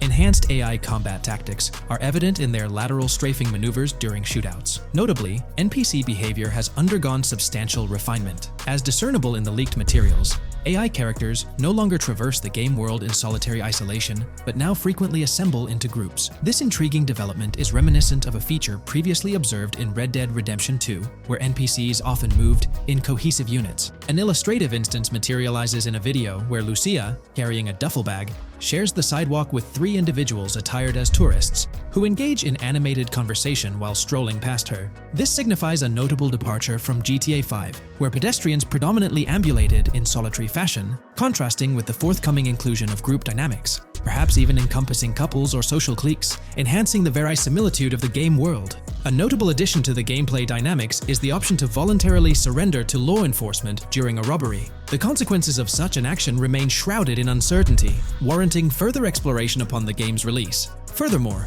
the mundane act of purchasing gumballs from vending machines emerges as a potentially restorative action. While it can be surmised that gumballs may offer a healing effect, concrete details regarding their function remain pending confirmation. In a nod to realism, akin to GTA 5, the forthcoming installment acknowledges the accumulation of dirt on your character's clothing, reflecting the wear and tear endured during your escapades. The hair and facial hair systems exhibit intriguing variability, with different versions of Jason observable in the leaks, sporting varying hairstyles, including long hair, short hair, stubble, and clean-shaven looks. While not definitively confirmed, this strongly alludes to the introduction of a hair growth system, akin to the one featured in Red Dead Redemption 2. Given the precedents established in the latter game, the likelihood of such a system in GTA 6 appears high. Expanding the repertoire of actions available to players, the ability to consume items directly from your inventory is showcased. When Jason visits a gas station, the inventory reveals options for wine, soda, and fruit consumption, implying that you can partake in these items at your convenience, akin to the mechanics present in Red Dead and GTA Online. Introducing a novel event type named Cop Trap, the game incorporates scenarios where law enforcement sets up traps at multiple locations. While the precise details of these traps remain undisclosed, it is apparent that police will employ diverse tactics to ensnare players. An overhaul in the police system introduces the concept of time until cops dispatch. In this iteration, criminal activities do not instantly summon law enforcement. Instead, players are afforded a brief window to execute an escape before the police response commences. The inclusion of security cameras as a surveillance mechanism adds complexity to evading detection. Unlike the conventional implementation in GTA Online, these cameras employ a detection meter, reminiscent of mechanics seen in games like Payday 2 or Payday 3. Players must act swiftly to evade the camera's line of sight within a specified time frame, akin to a filling bar, to avoid detection. This novel approach to security cameras introduces a fresh layer of challenge and strategy to evading law enforcement. Players will have the newfound ability to restrain non-player characters, NPCs. The primary method, as gleaned from the leaks, involves the use of zip ties. This restraint option becomes particularly pertinent during robbery scenarios, where players can employ zip ties to immobilize NPCs. A novel feature that comes to light is the capacity to loot vehicles. A fleeting glimpse in the Hank's Waffles video reveals a button prompt in the bottom right corner of the screen, labeled Examine SUV. This hints at the prospect of inspecting random cars and potentially engaging in vehicular theft. To make car theft more engaging, an advanced hijacking system is on the horizon. The existence of the immobilizer bypass device, previously discussed, suggests that pilfering high-end vehicles will pose a greater challenge. Additionally, an item known as the Slim Jim will facilitate unlocking older model cars. These mechanics collectively point to the notion that hijacking automobiles will become a more intricate endeavor, with the potential for car theft endeavors to end in failure. Furthermore, two intriguing event types emerge, namely carjacking, CAT, and carjacking, advanced AI. These events suggest that the vehicular hijacking process will incorporate nuanced elements, potentially involving the interference of an AI-controlled entity. GTA 6 promises to deliver an augmented vehicular experience through improved vehicle damage and handling. In a displayed video clip, as Lucia attempts to evade pursuing law enforcement, cars suffer more impactful damage. Notably, various parts of the vehicles, such as the front fender and hood, demonstrate more realistic deformation and fragmentation. The in-game interiors now feature functional GPS and waypoint systems on the dashboard, enhancing navigational convenience for players driving in the first-person perspective. Additionally, players have the option to enter a car via the passenger seat, offering flexibility in vehicle interaction. A hallmark of GTA 6 is its meticulous attention to detail. Players can encounter raccoons engaging in behavior, such as rummaging through trash cans and pilfering food bags. These instances are categorized as world events, denoted as raccoon climb out of garbage, raccoon rummage trash, and raccoon steal food bag. While numerous other subtle details enrich the game world, they are too numerous to enumerate here. Interested individuals can explore these intricacies further through the provided link. Expect a heightened level of auditory realism in GTA 6. Weapon sounds exhibit enhanced clarity and realism, with greater volume. The sounds of bodies impacting the ground will resonate with a more substantial thud, evoking a heightened sense of impact. Police sirens will reverberate off buildings and environmental elements with heightened realism, while items will produce varying auditory responses contingent on the surrounding context. In essence, sound design in GTA 6 aims to authentically replicate real-life auditory experiences. Fascinating developments. Several months ago, a colossal trove of leaked data unveiled a wealth of intriguing random events, world encounters, that promise to enrich the GTA 6 experience. While I won't delve into all of them, the list is nothing short of captivating. Events range from mundane occurrences like parking disputes to more enthralling incidents such as donut burnouts, protests, and even someone suffering a concussion. The prospect of navigating the lifelike world of Vice City, teeming with such diverse activities, is undeniably exhilarating. I strongly recommend pausing the video to peruse this remarkable compilation. Additionally, we have been privy to an extensive catalog of vehicles slated to appear in GTA 6. These vehicles, gleaned from both in-game leaks and files, I encourage you to peruse this comprehensive list at your leisure. It resides on page 30 of the document. Furthermore, the leaks have divulged a plethora of confirmed locations within Vice City and its environs. Naturally, Vice City itself takes center stage, while several districts and neighborhoods will pepper its landscape. Notable locations include Edgewater, North Bay City, Rock Ridge, Little Haiti, Vice Beach, South Beach, Washington Beach, and Key Biscayne. Port Gellhorn, intriguingly, appears as a separate city akin to Sandy Shores or Palito Bay from previous iterations. The list extends to encompass Yorktown, Ambrosia, Sundown, the Keys, La Pearl, Red Hill, Lake Leonida, Hamlet, Stockyard, Homestead, Grass Rivers, Ekin, Fanaka, Underwater, and Relief.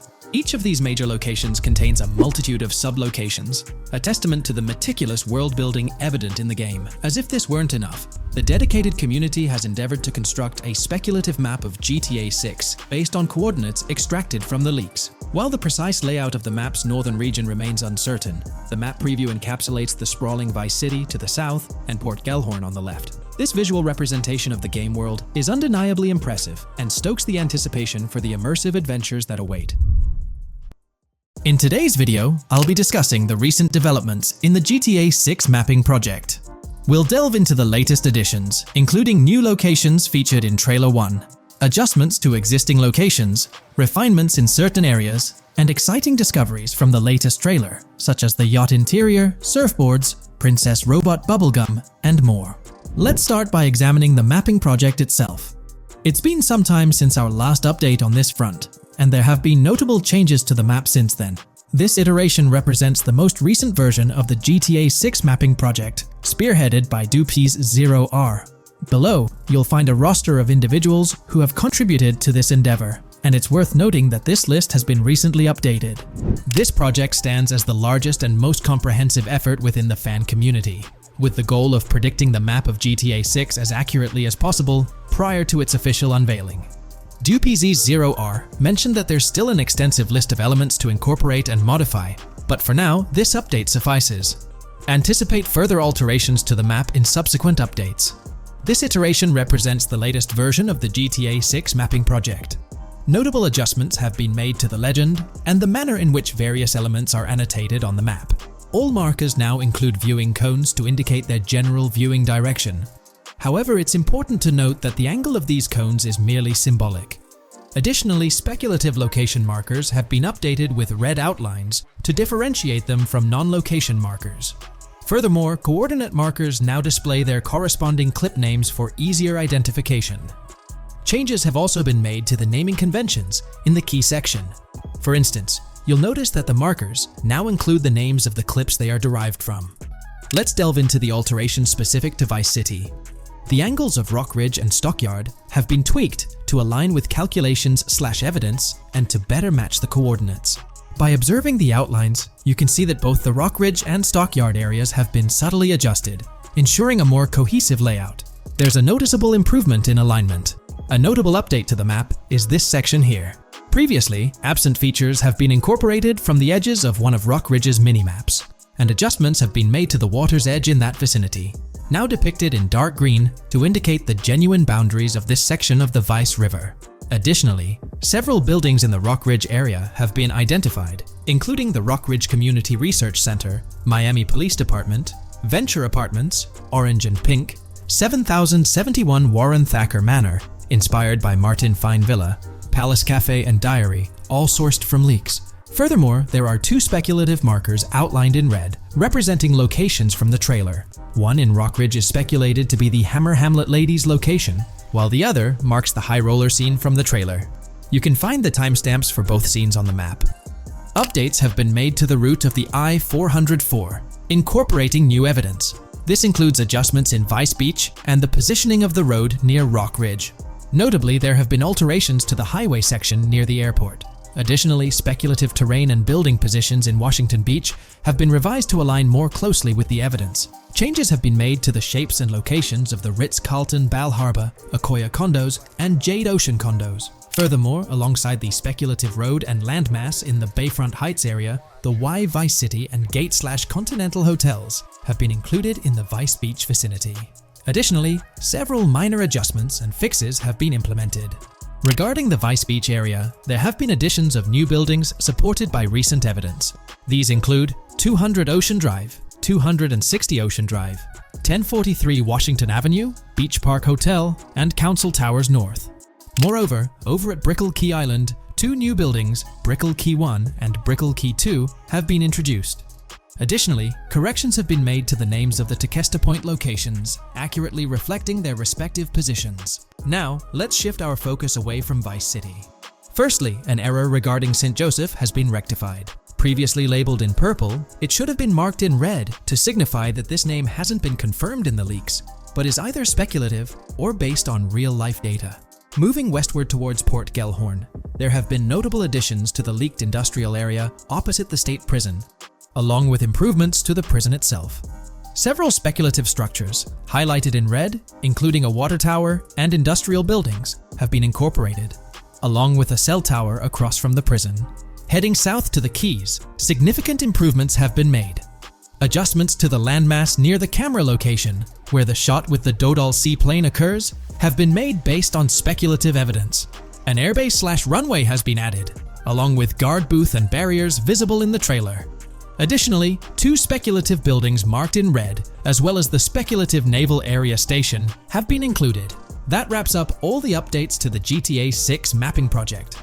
Share your thoughts in the comments below. There have been some significant changes with this update. But now, let's shift our attention to the discoveries made in the trailer. I also wanted to touch on these findings in this video. This marks the initial Reddit post. In the GTA 6 trailer, you can see through the yacht windows and see the interior even though it's very far away. However, in GTA 5, you can't at all see the interior even from close up. We will probably get inside the yacht and maybe even houses, or at least see inside it. In the shot of the Venetian island, it's evident that there will be a high density of yachts. It seems that the boats will be easily accessible, and based on the leaked shot featuring Jason on a boat from 2022, it's probable that players will have the freedom to enter, drive, and explore yachts like the catamaran seen in the opening scene of the trailer. Now, on to the next discovery, surfboards.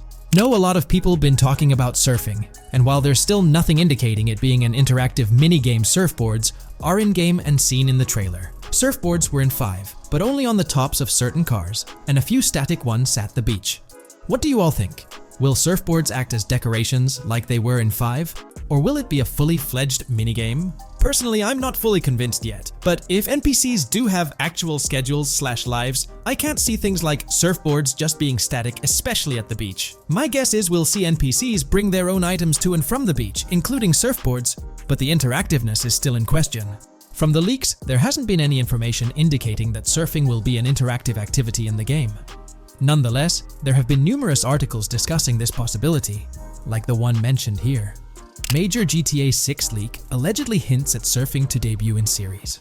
The upcoming GTA 6, officially untitled, leaks are becoming more frequent and interesting, with a recent one revealing that the upcoming title will include new water sports, such as surfing. According to a report by the Dexerto gaming website, a leaker named Alix Venturas revealed on Twitter that Rockstar Games plans to improve the water physics in Grand Theft Auto 6 and will introduce several water-based activities. While the gaming studio has not officially commented on the leak, players are convinced, given that Grand Theft Auto 6 will almost certainly feature Vice City, a fictional version of Miami, Florida, known for its beaches and water activities. However, it's important to note that these rumors haven't been confirmed by either the official leaks or the trailer. It remains to be seen whether these surfboards will merely serve as decorations. Now, on to the next and final discovery I'd like to highlight in this video, which might just be your favorite. Princess Robot Bubblegum is confirmed to be in GTA 6. Just like the Righteous Slaughter game series, Princess Robot Bubblegum is seen on a shirt, and will most likely return with more episodes. The series originally appeared in The Ballad of Gay Tony, and again with more episodes in GTA 5, making this the third appearance. This video we're delving into the most recent iteration of the GTA 6 mapping project. Our focus centers on a comprehensive analysis of the map's latest updates, incorporating newly unveiled areas and event coordinates derived from leaked information. Additionally, we will explore fresh insights from the initial official trailer, including the revelation of an accessible plaza. A noteworthy aspect we'll be dissecting is the potential expansiveness of the map, hinted at by newfound highway evidence in the trailer. Furthermore, we'll examine a conceptual representation illustrating the potential magnitude of the GTA 6 map. The trailer also provides a glimpse of Starfish Island, a detail we'll thoroughly cover in today's session. Let's initiate our examination by diving into the GTA 6 mapping project. For those not aware, this stands as the most extensive and refined community-driven mapping endeavor, aiming to deduce the GTA 6 map with the utmost accuracy. This endeavor leverages evidence from leaks and the primary official trailer. In our previous map analysis, we scrutinized significant alterations in the Boardgorn and Grass Rivers areas, expanding the map to an impressive 18 by 8 kilometers. However, today's exploration will predominantly focus on alterations in the Vice City region. Rumors suggest that the GTA 6 map will encompass 3 major cities, with Vice City and Portgorn being the identified urban centers so far. Vice City, drawing inspiration from Miami, and Portgorn, a fusion of Gulf cities in Florida. The speculated third city could possibly be modeled after Orlando or Tampa. Earlier rumors hinted at Yorktown being the third city, approximately aligning with Tampa's location. However, intriguingly, structures observed in leaked material from Portgorn were reminiscent of Panama City. Rockstar appears to amalgamate elements from distinct cities to craft a unique virtual landscape. Turning our attention specifically to Vice City, notable modifications are discernible in the Stockyard and Crosstown area. While these alterations may not be immediately apparent, a thorough comparison with the prior map iteration reveals notable changes in street layouts for improved connectivity, building positions, including the relocation of the Jack of Hearts nightclub, featured in leaks and the trailer, signify significant shifts. Adjacent structures visible in the trailer's music video shoot scene have undergone subtle rearrangements. A noteworthy addition to the GTA 6 mapping project encompasses events gleaned from leaks, introducing a dynamic layer to our understanding of the evolving landscape. At present, we've pinpointed 4 events on the map,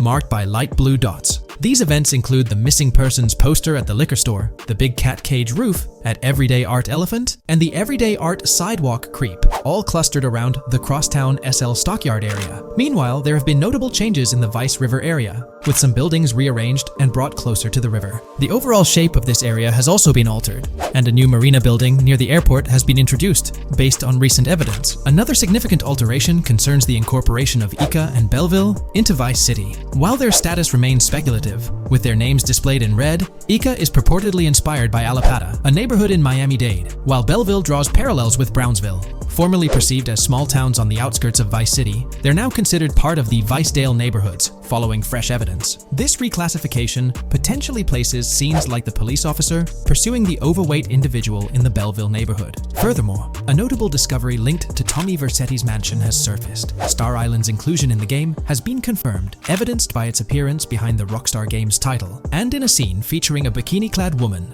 This revelation solidifies its status as a game location, with strong ties to the original Starfish Island from GTA Vice City, where Vercetti's estate was situated. The prospect of encountering the mansion in-game, whether as an accessible structure or an abandoned relic, remains uncertain but tantalizing. The mention of Star Island remains speculative, as indicated by its red font, leaving the possibility open for it to be renamed Starfish Island or something else. These developments encapsulate the latest updates to the GTA 6 mapping project. Additionally, let's delve into a Reddit post that has garnered attention. I'm still very intrigued by the prospect. This is a full accessible plaza. The full access plaza featured in the trailer has piqued my curiosity. This snapshot is captured during a scene where Jason and Lucia evade the police momentarily. Positioned on the right side of the frame is a sign, presumably denoting a mall within the game. Notably, several brand names, including Kowalski, Callis, Scala, and Alpha, are visible on this sign. Furthermore, a portion of the mall's name briefly appears, starting with Ever. Could it be Evergreen Plaza or another variation? The answer remains elusive, and we'll have to await further developments to unravel this mystery. I can pretty much bet on it that this shit will indeed be fully accessible. Most of the signs on that structure look to be clothing and accessory shops, which would easily mean it's accessible to us. I'm really hoping the mall makes a return in this one and will serve kind of as a player hub when online drops. Oh, that would be good. Maybe a spot where you can't attack. Could meet people to join up for races, heists, etc. That would be pretty neat. Now let's shift our focus to some additional findings that might provide evidence for the existence of the third major city in GTA 6. Furthermore, we'll explore why the actual map size of GTA 6 could potentially surpass the estimations derived from the mapping project. Possible map length. Since we don't know what's in the northern part of the map, and we're not sure if it ends where the current mapping project suggests, I thought the map could look something like this. I get that a map like this might be 4 times bigger than GTA 5, so it could be a lot, but we can't be sure about Rockstar's plans. I also think so, because on the east coast of the current map, we have Vice City's predicted beach areas going almost to the very top. Kind of feels like the map shouldn't just end there. And if Port Gellhorn is based on Fort Myers, then maybe Tampa and Orlando could be there too. But with the current borders, there's not enough space even for a small town. Also, shaped like this, the map would resemble actual Florida more. What do you think? Now, here's something to ponder. If the map indeed resembles this depiction, it would be quite astonishing. It's intriguing how the leaks have remained silent about the northern portion of the map. I'm curious to hear your thoughts in the comments. How far north do you speculate the map extends? Do you reckon it's just slightly beyond what's revealed in the mapping project? Or could there be a substantial unseen territory? Shifting gears, let's delve into a significant discovery. An observation on the size of the map using highway exits as a guide. I believe that 2 blink and you'll miss them shots from the trailer, combined with something I saw in the leaks, have given us a serious hint as to just how big the map for GTA VZ might turn out to be. Specifically, north-south. The first is the shot of the man grabbing his crotch while stopped on the side of the highway. Specifically, the highway exit signs in the background. They suggest that this shot is being taken from just north of exit 14 on the highway, if turning left has you going east and turning right has you going west. What's more, the GTA VZ mapping project project believes that the highway that this shot is taken from is Interstate 97. Adding to this, there's this shot from earlier in the trailer of the woman in the gold dress hanging out the top of a convertible traveling down I-404, heading towards a junction with 197. At the very start of that clip, you can catch the exit number on the sign she's driving under. You can't see all of it, but to me, it looks more like exit 18 than exit 1B. This one is more speculative though. Now, I'm about to get into the leaks, so I can't post any pictures. There's a clip in the leaks of a red ute heading northbound on 197 towards the exit 13 AB junction that takes 1 to Washington Beach and Ekanfinaka before crashing. The mapping project has been using the leaks to create their maps, and they've placed that stretch of 197 north of Mr. Crotch Grab from the trailer, running through the Stockyard neighborhood. This to me indicates that the highway exits are going to follow a realistic number pattern, with the number increasing or decreasing for every mile traveled. The question is, where does this put exit 12? Exit 11? All the exits going up to 1? I've taken the latest version of the mapping project's map and pointed out where exits 14 and 13 are located. Then, extrapolating from there and using the map's grid as a handy guide, I drew where all the exits further down the numbering scheme might be located. I ran out of room to put exit numbers at #9. If 197 is going to keep following the same numbering scheme all the way north until it hits exit 1, then it's likely that the map is going to be far bigger than we currently think it is, and what's been shown and plotted out so far. In fact, I think the only reason nothing's been plotted up there so far is because so much so far has focused on Vice City and its environs. 404-2 could wind up running just as far north, allowing for a few extra miles and exit numbers to accommodate it crossing the Everglades grass rivers before turning north, as I-75 in real life does. Bottom line, the map for this game is going to be enormous. There's been some chatter among you all about another potential scenario, the possibility of I-97 serving as a loop highway encircling the map's perimeter, similar to GTA 5. While this is a valid consideration, I've largely dismissed it due to a straightforward reason. As previously mentioned, I-44 boasts exit numbers and highway markers that suggest its considerable length, likely extending westward until it reaches the Gulf of Mexico before veering north, mimicking the real-life trajectory of I-75. If the map's northern boundary remains close to its current cutoff point and I-97 extends west and south extensively, then it's plausible that I-44 would mirror this pattern in the opposite direction. While the notion of two loop highways isn't entirely implausible, it could potentially introduce redundancy. Additionally, in GTA 5, the loop highway wasn't simply labeled under one name. The segment along the coast was dubbed the Great Ocean Highway, while the inland stretch traversing the desert was referred to as the Sonora Freeway. Moreover, within Los Santos, various freeways possess distinct names and numbers, even when merging seamlessly, such as the Del Perro, La Puerta, and La Mesa freeways. My hypothesis currently is that there is a loop highway, but that one, 97 and I-404, are two halves of it. They both start in Vice City and intersect in Crosstown. 197 runs up the Atlantic coast, 404 runs west through the grass rivers, and then turns north to run up the Gulf Coast, and they both meet at a point further north. Whether that point is a city, a smaller town, or something else, that is still unknown. Feel free to drop your thoughts in the comments regarding everything covered in today's video, particularly this astonishing discovery. There's substantial evidence hinting at a larger map size, but I'm eager to hear your input, so don't hesitate to leave a comment below. Welcome to this video where we're going to explore 30 confirmed features of GTA 6 that Rockstar Games has officially talked about. But first, a quick heads up. The info we're sharing comes from a security breach and leak of GTA 6 pre-alpha footage. Rockstar Games acknowledged this leak on their official Twitter. Just to be clear, we won't be showing any gameplay footage due to possible copyright issues, but we'll definitely dive into these cool features. Feature 1. Looks aren't just for show. The reactions of non-playable characters, NPCs in GTA 6, are pretty fascinating. How clean your character is, and their overall appearance affect how these in-game characters respond to you. It adds a cool layer to the game, considering how NPCs react differently based on your character's appearance. Feature 2. Let's rev up the excitement with some serious vehicle action. Imagine cruising through the Everglades in a top-notch hovercraft. That's just one of the personal rides available right from the start. And there's more, like taking the wheel of a bold 1970 Ford Ranchero GT in striking red and black, owned by a character named Jason. Feature 3. Here's another level of immersion. Each character has their own stuff, so when you're playing as Jason, you can tap into Lucia's stash and vice versa. Say Jason's low on assault rifle bullets. If you're close to Lucia, you can ask her for some. It opens up a bunch of possibilities for teamwork and sharing resources in the game. Feature 4. For all you die-hard GTA fans, there's a new clothing store in town called Arches. It's got a fresh collection to amp up your character style. Feature 5. Let's talk graphics. In GTA 6, the clothes are seriously detailed. Wrinkles, dirt marks, and even sweat. Paying so much attention to clothing details makes the characters look super real, adding a ton of authenticity and making the game more immersive. Feature 6. While exploring the vast game world of GTA 6, you'll see a seamless mix of modern vehicles in urban areas and older ones in rural spots like the Everglades. It gives that cool GTA vibe, whether you're cruising in a flashy city car or taking a nostalgic drive in the countryside. GTA 6 has a bunch of wheels to fit whatever mood you're in. Feature 7. During certain heists, there's a timer showing when the cops will show up. Some think it's a developer thing, but it could mean players need to plan their heists well, syncing with the police response for a perfect score. That'd definitely add an exciting twist. Feature 8. I'm buzzing about this one. GTA 6 will feature a massive aquarium. Yes, you heard that right. Players get to explore an aquarium within the game, adding a cool new element to the gameplay. Feature 9. There's a limit on inventory space. Players can't stockpile an endless number of items. A smart move would involve rummaging through crates and storage spots at the docks to earn cash and gather valuable stuff, spicing up the gameplay. Feature 10. Here's something cool. In GTA 6, you're not stuck with your character's right side view like in GTA 5. Following Red Dead Redemption's lead, players can freely switch their character's preferred shoulder for a better view. It also changes which hand your character uses for weapons, making gameplay more immersive. Feature 11. GTA 6 adds a touch of reality with a dynamic day-night cycle. Shops don't stay open 24/7 anymore. Some close at night and reopen during the day, making the whole experience more immersive.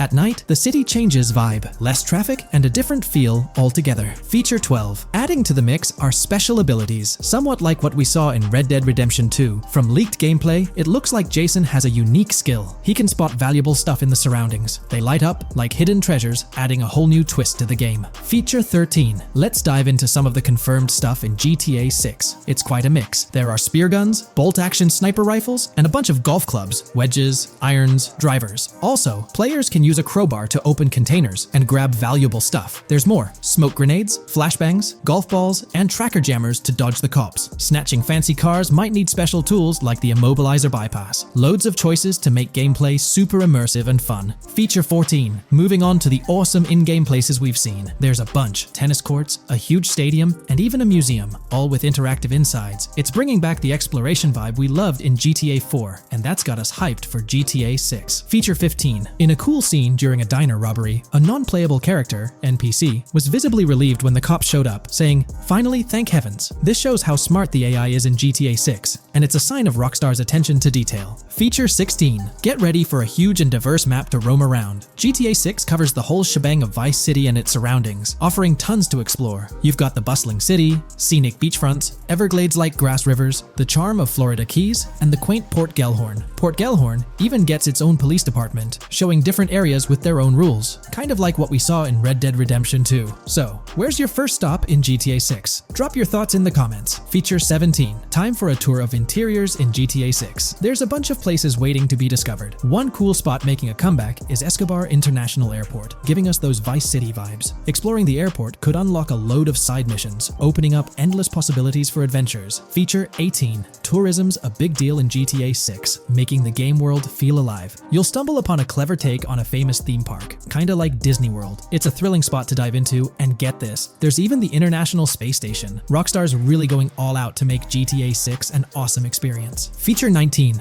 The characters you'll meet in GTA 6 have had some major upgrades. They come in all shapes and sizes, some towering and impressive, others more on the average or smaller side. This variety really brings the in-game city to life, making it feel more realistic. Rockstar's definitely set a high standard in gaming with this, and I can't wait to dive into this amazing world they've created. Feature 20 new gameplay features are here, and one that stands out is using assault rifles while inside a vehicle. It's going to shake up how players handle combat. Feature 21 money in GTA 6 works differently. You don't just magically get more cash in your bank account after robbing a store. Instead, you physically grab the cash from the store counter using a button. It makes the whole experience more real and interactive. Feature 22. Now this is wild. The vehicle customization options in GTA 6 are something else. When you get into a vehicle, hit the left D-pad for the vehicle options menu. You can tweak the seat, fix the steering wheel, and even jazz up the interior. There's talk that this might be limited to developers, but I'm hoping it's for everyone in the final game. Feature 23. There's a ton more to do in GTA 6. The game amps up interaction by letting you handle money, USB drives, weapons, food, and different clothes, giving you more control over the world. Feature 24 hats off to hat customization. In GTA 6, you can style your hat in different ways. details, showing off your fashion taste. It might seem small, but it makes your character really stand out. Feature 25. Here's a neat twist. When you're on the run and hijack a ride, your criminal description changes a bit, leaving out specific car details. This tricks witnesses and stops them from telling the cops about your getaway car. Smart move to stay hidden and adds a tactical side to the game. Feature 26. The big news? GTA 6 is officially scheduled to hit stores at Feature 27. Something fun and quirky. You can actually interact with gumball machines in the game and snag some gumballs. It's a small thing, but it adds a nice touch of reality to the game. Feature 28. Talking about the cops and what's happening in the game world. During gameplay, I saw the police doing traffic stops, DUI tests, and even searching vehicles. Also, the in-game map shows random NPC AI car accidents, and the cops rush in to handle these, making the virtual world feel genuinely chaotic. Feature 29. Time to talk weapons. GTA 6 brings a massive range of guns, from pistols to heavy artillery. With so many options, the action stays intense, making sure you're armed for any situation. Feature 30. GTA 6 is bringing in an inventory system, like what we saw in Red Dead Redemption 2.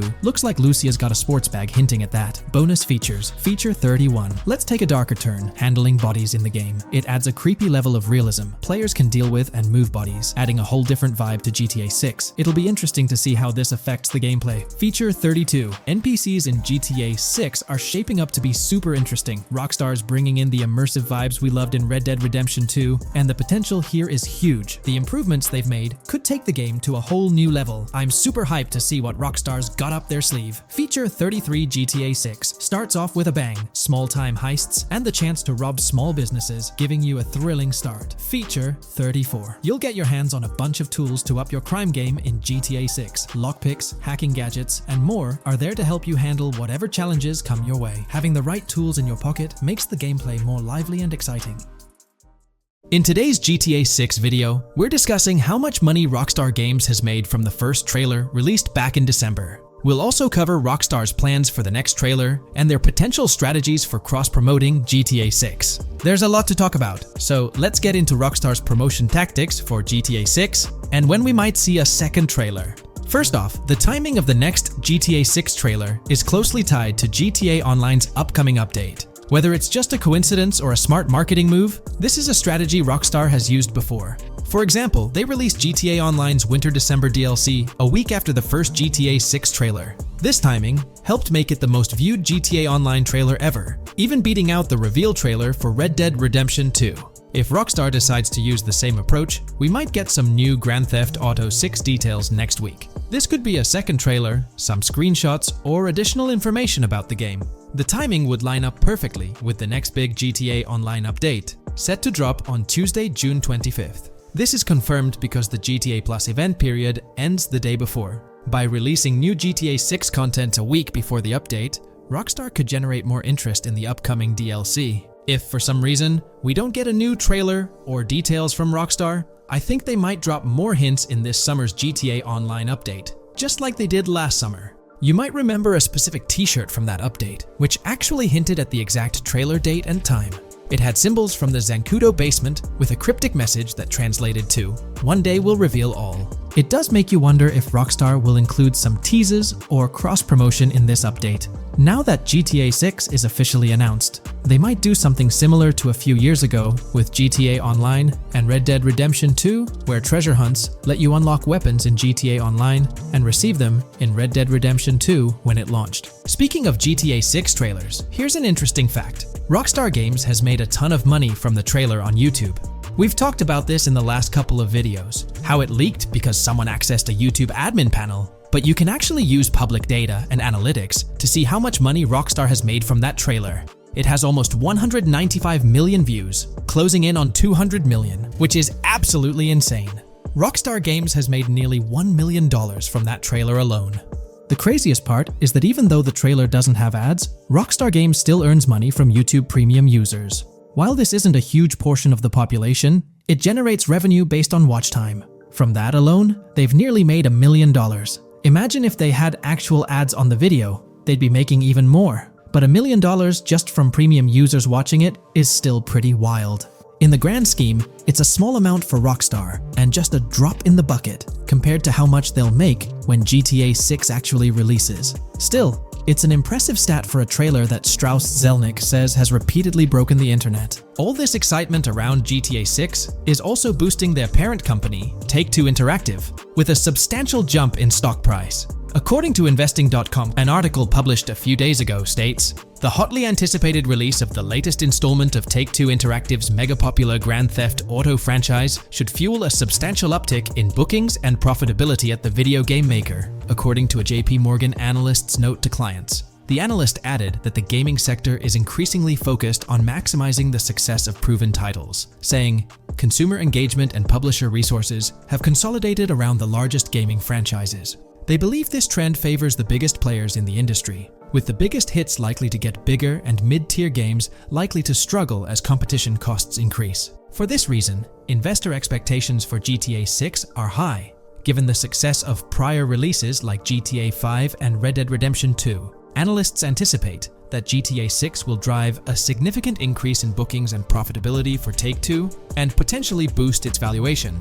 They reiterated their overweight rating for Take-Two and raised their December 2024 price target from $180 to $200. All this is great news for the gaming industry. Confidence in Grand Theft Auto 6 and Take-Two Interactive is growing, both among industry insiders and on Wall Street. It's just positive news all around. On another note, I initially thought GTA 6 would dominate the scene in 2025, causing other developers and publishers to steer clear, but that's not the case. Recently, at the Xbox Games Showcase, several amazing titles were announced, some set for 2024 like Call of Duty Black Ops 6 and Assassin's Creed Shadows. Interestingly, many other titles are now slated for 2025, meaning they'll be directly competing with GTA 6. Let's go over some of those anticipated titles. We've got some major hits like Doom, The Dark Ages, Death Stranding 2, Monster Hunter Wilds, Little Nightmares 3, Fable, Judas, the new Switch 2, and its launch games Expedition 33, Ghost of Tsushima 2, Civilization 7, Atom Falls, Spider-Man, Venom, and many more. And we haven't even seen Nintendo's lineup yet, which we'll find out at Nintendo Direct. There could also be surprise contenders like another Naughty Dog game. 2025 is shaping up to be an incredible year for gaming, possibly the best ever. And of course, GTA 6 will be a major highlight if Rockstar sticks to the fall 2025 release date. I'm confident they will, especially after that internal delay. This way, they avoid a public delay, which would have happened if they initially aimed for early 2025 and then had to push it back. One thing I'd love to hear from Rockstar next is when we can pre-order the game and get a more specific release date. I'm really looking forward to when the marketing period kicks off. I'd love to hear your thoughts on everything we discussed today. Do you think we'll get new GTA 6 trailers, info, or details from Rockstar soon? Let me know in the comments below. In today's video, we're delving into the character creation aspect of Grand Theft Auto 6 and exploring how in-game NPCs will be generated. We'll take a look at a recent patent filed by T2 Interactive, the parent company of Rockstar Games, which sheds light on the character creation process within the world of GTA 6. The patent reveals details about a new system developed by Rockstar Games, designed to streamline character creation and leverage the capabilities of current generation consoles more effectively. As game worlds grow in size and complexity, filling them with diverse and compelling characters and environments becomes increasingly challenging. Artists are tasked with creating every individual in-game object, from characters to buildings and interiors. As these worlds expand, the computational and design efforts required also increase.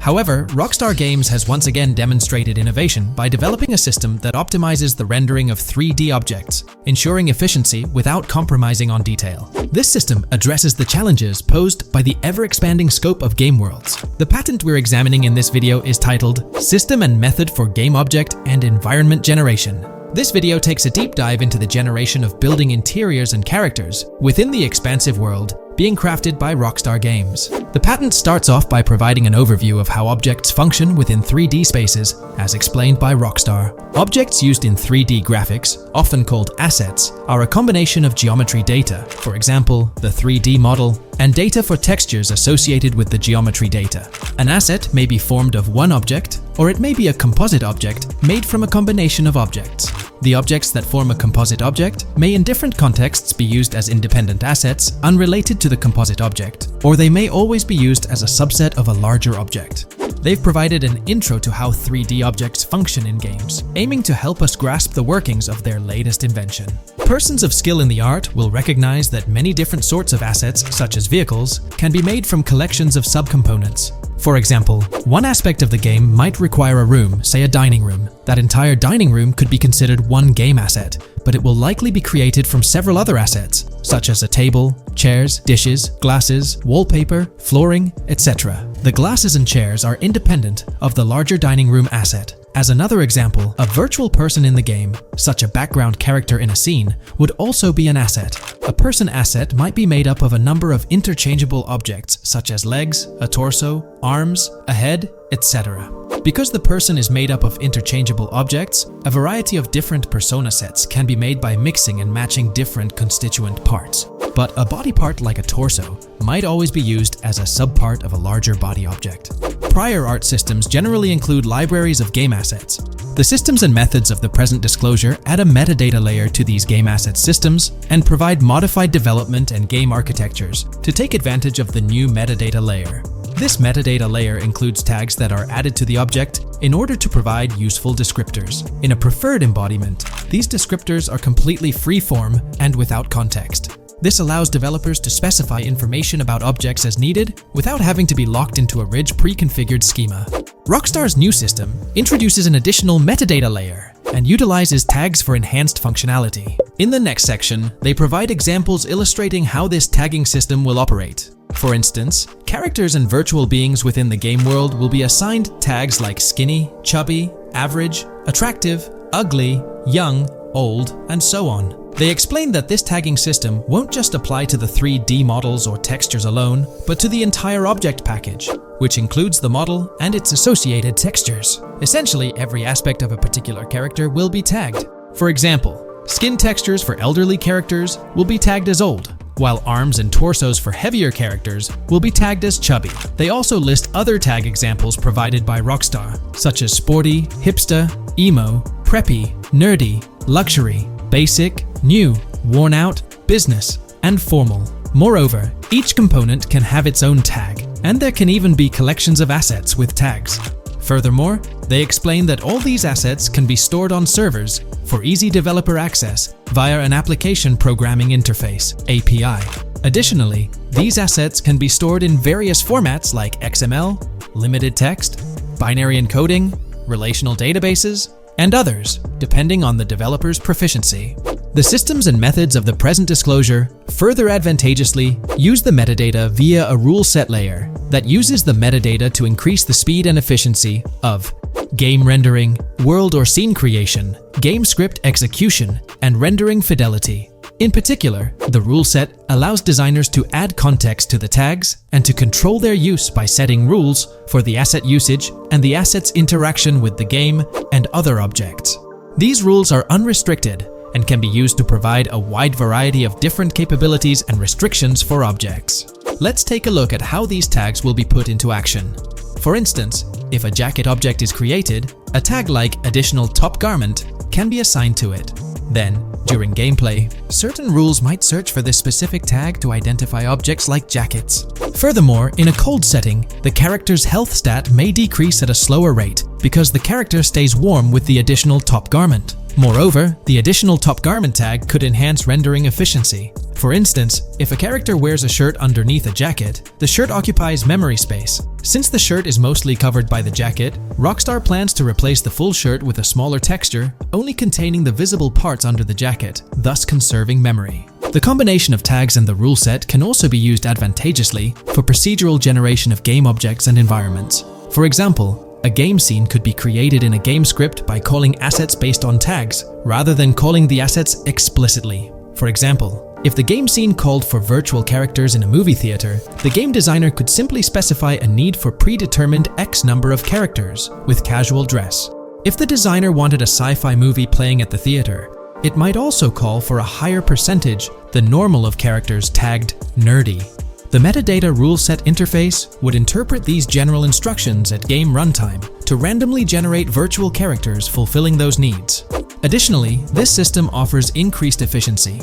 For instance, the entire character object doesn't need to be packaged before streaming to the GPU for processing. Instead, they can be generated directly on the GPU using existing model and texture assets. Of course, Rockstar aims to utilize as many preloaded GPU textures as possible, while maintaining a realistic variety in the scene. Moreover, this system allows them to control the number of preloaded textures used in a scene. For instance, more textures can be preloaded for complex scenes and fewer for simpler ones. The goal of this video is to provide an overview of the key aspects of this new system, so I won't delve into every example described in the patent. Turning to the details of the specified metadata, in a particularly advantageous embodiment, the following metadata is included for each model and texture: IDs, property tags, match tags, randomization restrictions, expression data, and optimization data. While this selection of metadata has been found advantageous, different groupings and subsets of these tags can be mixed and matched as needed to accomplish particular design goals without departing from the spirit and advantages of the present disclosed inventions. The uses, embodiments, and benefits of each of these fields are described as follows. These elements constitute the metadata, and while I won't delve into each one individually, they essentially represent the various tagging methods Rockstar employs to organize models and textures. These tags facilitate accurate and efficient filtering and sorting of assets within the virtual world. I trust this video provided you with an understanding of the tagging system Rockstar has devised. I'm personally excited about the potential for greater NPC variety in this vast world. Feel free to share your thoughts in the comments below. There's been quite a buzz about Jason, one of the main leads in the highly anticipated Grand Theft Auto 6. People are spinning theories left, right, and center, suggesting he might be an undercover cop, an agent, an ex-cop, or even someone with a military background.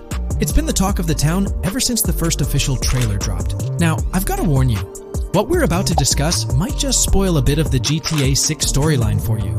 But hey, if you've been keeping tabs on the GTA 6 grapevine, chances are you've already heard murmurs about these theories. Now, I gotta stress, folks, that as exciting as these speculations are, they're just that, speculations. Nothing set in stone. But here's the deal. There are some interesting things in Jason's outfit from certain glimpses in the trailers and Rockstar's promotional stuff that sort of fuel these speculations. They're like breadcrumbs teasing us about Jason's potential undercover identity. So today, I'm here to unravel these clues and take you through the evidence we've got so far. We'll start with the very first trailer of Grand Theft Auto 6. You know, the one that set the internet on fire? We'll dissect it bit by bit and get into the nitty-gritty of this theory that's got the GTA 6 community all hyped up. And it's not just about the trailers, folks. Oh no, there's a whole treasure trove of articles out there discussing findings made by fans, diving into details, and connecting dots. We're gonna sift through all that too. And hey, while we're at it, let's not forget about the actors. There's been some chatter about who might be stepping into the shoes of Jason in this game, so we'll toss that into the mix as well. There's plenty to unravel, and we're here to explore every nook and cranny of this speculation, piece by piece. So grab your favorite snack, get comfy, because we're about to embark on a journey through the GTA 6 speculations, theories, and rumors about Jason. Let's start off by jumping into this interesting Reddit post. I've seen some speculation that Jason is an undercover cop makes sense since we see first-person gameplay of a police raid. I'm guessing he falls in love with Lucia, and his storm between his duty and his love could be not true, but it seems like it would be a good twist in something Rockstar would do. Okay, let's take a deeper dive into this scene where we encounter these 4 police officers. They're pretty unmistakably cops with that distinct police badge on their body armor. It's crucial to note the small details here, especially regarding their attire, as it might hold some key information. Now, among this squad of officers, there's one guy who stands out from the rest. He's chilling on the far right, sporting a casual white tank top, while the others are all suited up in body armor, their caps turned backward. This difference suggests a hierarchy within the group, making us wonder if this dude's perhaps a higher up or holds a different position within the force. The intriguing part, though, is the context of this scene. It feels like a pivotal moment, almost as if these officers are significant characters in the narrative. But let's pump the brakes a bit. It's all speculation at this point. We can't be certain of their importance or their roles in the storyline just yet. Now, let's loop this back to Jason, the main focus of our attention. There's a striking connection here. The cop on the far right and the one in the middle, both sporting these distinct olive green cargo pants. These pants seem to be a part of their uniform, something that catches the eye.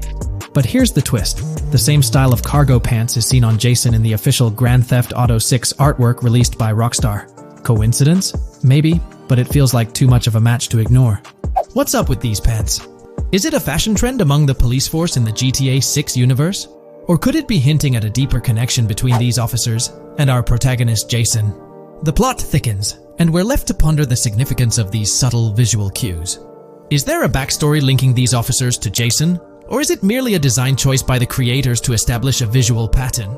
We're left with questions, my friends. Questions that make us itch to uncover more about this intriguing storyline. So, buckle up as we continue this investigation, piecing together clues and theories, aiming to decipher the enigmatic links between these officers and our mysterious main character, Jason. There's a whole world of possibilities waiting to be explored within the realm of Grand Theft Auto 6. Let's dive into this article by Exputer that further supports this rumor. GTA 6 fans have been busy digging into the lore of both protagonists since the trailer dropped. It appears that users may already have found notable details about Jason. A slew of forums and posts have popped up with speculations with evidence that complies with prior findings. A post by the Redditor, Jack_Torrance80, on the GTA 6 subreddit solidifies the past rumors that clarified that Jason would start the game as a cop. The pants worn by the protagonist in the GTA 6 poster are a part of the official uniform of Miami-Dade Police. The green cargo pants are the same color used by the Miami-Dade Police SWAT team. Additionally, the inclusion of body cam footage in the trailer may also imply his past background as a cop. It is speculated that he was dismissed from the service during the events of the game, having to continue his life as a petty thief. In the side-by-side comparison, you'll notice something intriguing. Those pants on the right in the image are an exact match to the ones worn by those police officers in the trailer clip. The detailing with those black bands and the gun holsters, it's all there. But here's where it gets interesting. Jason, in the official artwork, doesn't seem to have any of those gun holsters. It's as if he decided to part ways with that gear when he left the police force, holding onto only those distinctive pants. Now, about that white tank top he's sporting in the artwork, it bears a striking resemblance to the one worn by the cop, positioned on the far right in that clip. It's these little connections that make you wonder if there's more to it than meets the eye. Could it be a deliberate choice by the creators to hint at Jason's past, subtly linking him to the law enforcement world? Or is it just a coincidence?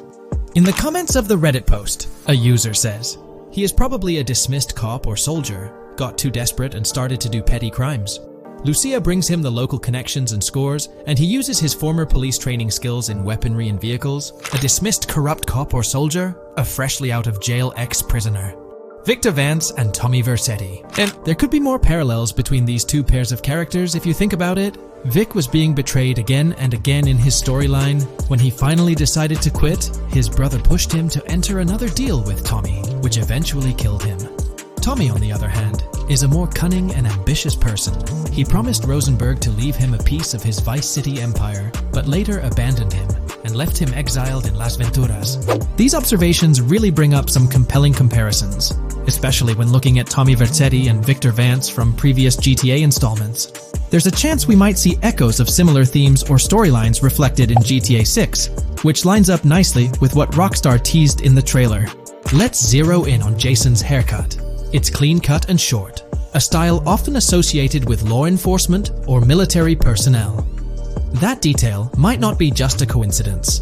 It could be a deliberate choice by the creators to hint at Jason's past as an ex-cop or someone with a military background. It adds an extra layer of depth to his character, don't you think? I'm genuinely interested in hearing your take on this theory. There is a lot of evidence supporting this theory, and it might be a major deal as we might be working with the police possibly in GTA 6. That would be a completely new gameplay element in the GTA series, so we have a lot to look forward to. Tell me, what are your thoughts and opinions about Jason's potential background, whether he's linked to law enforcement or not, as it could shed more light on this intriguing speculation. So, please share your thoughts in the comments section below, and let's keep this discussion rolling. When we talk about the positive aspects of this partnership, it's essential to highlight the potential benefits that can emerge from Rockstar's newfound support for the modding community. One of the significant upsides is the acknowledgement of the brilliant and skilled developers behind the modding scene. For years, these developers have worked tirelessly to create unique and engaging experiences within the GTA universe. With Rockstar stepping into a collaborative space with CFX, there's an opportunity for a more symbiotic relationship. The infusion of official support could mean more resources, tools, and encouragement for modders to continue pushing the boundaries of what's possible within the GTA ecosystem. This collaboration might lead to innovative gameplay features, improved server stability, and an overall better experience for both players and content creators. Moreover, the recognition from a gaming giant like Rockstar could open doors for these modders in the industry. It may pave the way for potential collaborations, official partnerships, or even job opportunities within the gaming development sphere. This, in turn, could elevate the modding community to a more prominent and respected position within the gaming landscape. However, it's crucial to approach these potential benefits with cautious optimism. While the partnership appears promising on the surface, the reality lies in how Rockstar manages the delicate balance between maintaining control over its intellectual property and allowing creative freedom for the modding community. The outcome will heavily depend on Rockstar's willingness to foster collaboration, rather than imposing strict regulations. As GTA 6 draws closer, the impact of this collaboration will become more apparent. Whether it becomes a model for future partnerships between game developers and modders, or encounters challenges that hinder its success remains to be seen. The dynamics between Rockstar and the modding community could shape the future landscape of custom servers, roleplay experiences, and the overall modding scene in the gaming world. Stay tuned as we continue to explore and analyze the evolving relationship between Rockstar and the modding community. On the positive side, there's a glimmer of hope that Rockstar's acknowledgement of mods enhancing the player experience could pave the way for more modding support in GTA 6. This shift in perspective might lead to a more collaborative environment, where modders can contribute to the game's richness without fear of stringent restrictions. With Rockstar officially and financially supporting FiveM, the CFX team gains more resources to elevate the GTA 6 server. This could mean a server even more impressive than the ones they currently run. The fact that FiveM is now a Rockstar Games product suggests a vested interest in its success, promising additional funding and manpower to ensure its flourishing. An intriguing prospect emerges concerning the accessibility of custom servers. Currently limited to PC players, there's speculation that GTA 6 might integrate dedicated servers within the game itself, eliminating the need for external programs like FiveM. If this unfolds, it opens the door for console players to join the custom server experience, broadening the player base and community. Moreover, Rockstar seems to be attuned to fan desires. Despite a larger audience watching RP compared to those actively playing it, Rockstar appears committed to making improvements. Their intent to let custom servers thrive suggests a more fan-centric approach, acknowledging and catering to the desires of the gaming community. However, there are potential pitfalls to consider. The most glaring concern is Rockstar's inclination to monetize these servers. While the specifics remain uncertain, it's almost certain that some form of monetization, be it through custom server shark cards or a pay-to-play system, will be implemented. This could introduce a paywall, affecting the accessibility and enjoyment of custom servers for certain players. As we navigate through this evolving landscape of Rockstar's partnership with FiveM, the delicate balance between fostering creativity and implementing monetization strategies will determine the ultimate impact on the gaming community. Stay tuned as we continue to unravel the complexities of this collaboration and its implications for GTA 6 and the modding community. Let's unpack this a bit more. The whole monetization story got its moment in the spotlight during an earnings report where Take-Two CEO Strauss Zelnick spilled the beans. He essentially said, "If folks are messing around with our intellectual property, why not make a buck or two? It's a straightforward business move, really." Taking a page from the unprecedented success of GTA Online, it seems like Rockstar caught a glimpse of how these free servers could turn into a money-making machine. Now the potential downside of this situation lies in the realm of competition. Rockstar's got its A-team working on the custom servers gig. That means anyone outside the Rockstar circle trying to whip up something akin to FiveM is practically painting a target on themselves for a cease and desist. Let's face it, Rockstar might have eyed this strategic move with FiveM from the get-go. However, with those servers gaining crazy popularity and the game becoming a sensation on Twitch and YouTube, shutting it down wouldn't have been the smart play. Instead, they pulled off a masterstroke, acquiring the team behind the biggest servers, effectively cornering the market and positioning themselves to profit from any potential imitators. Now, with GTA 6 on the horizon and servers in the works, Rockstar's sitting pretty. Some in the gaming community are even giving them a nod for finally throwing a bone to the community. But, and there's always a but, at the end of the day, Rockstar's the one making the rules. We'll all have to toe the line because, quite frankly, there won't be any other alternatives in the neighborhood. So, buckle up for Rockstar's GTA roleplay. It's going to be a wild ride. The landscape has already witnessed the repercussions, with servers and mods being handed the shutdown ticket for not playing by Rockstar's latest rulebook. The new mandates include a strict no to real-life vehicles, mission mods, and porting old Rockstar maps or assets rules that weren't in the playbook just a couple of years back. Now, while the financial backing from a mega corporation might seem like a savvy move on the surface, there's a lingering skepticism about whether it'll blossom into the fairy tale ending we've all been envisioning. It's a bit premature to slap a final verdict on the fate of FiveM once GTA 6 hits the stage. Now, let's consider the potential repercussions for the vibrant RP community. While the partnership between Rockstar and FiveM could bring about positive changes, there's an underlying worry within the RP enthusiasts. The fear is that with increased control and potential monetization, the organic and immersive RP experiences that players have come to love might face disruptions. RP communities thrive on creativity, flexibility, and a sense of autonomy.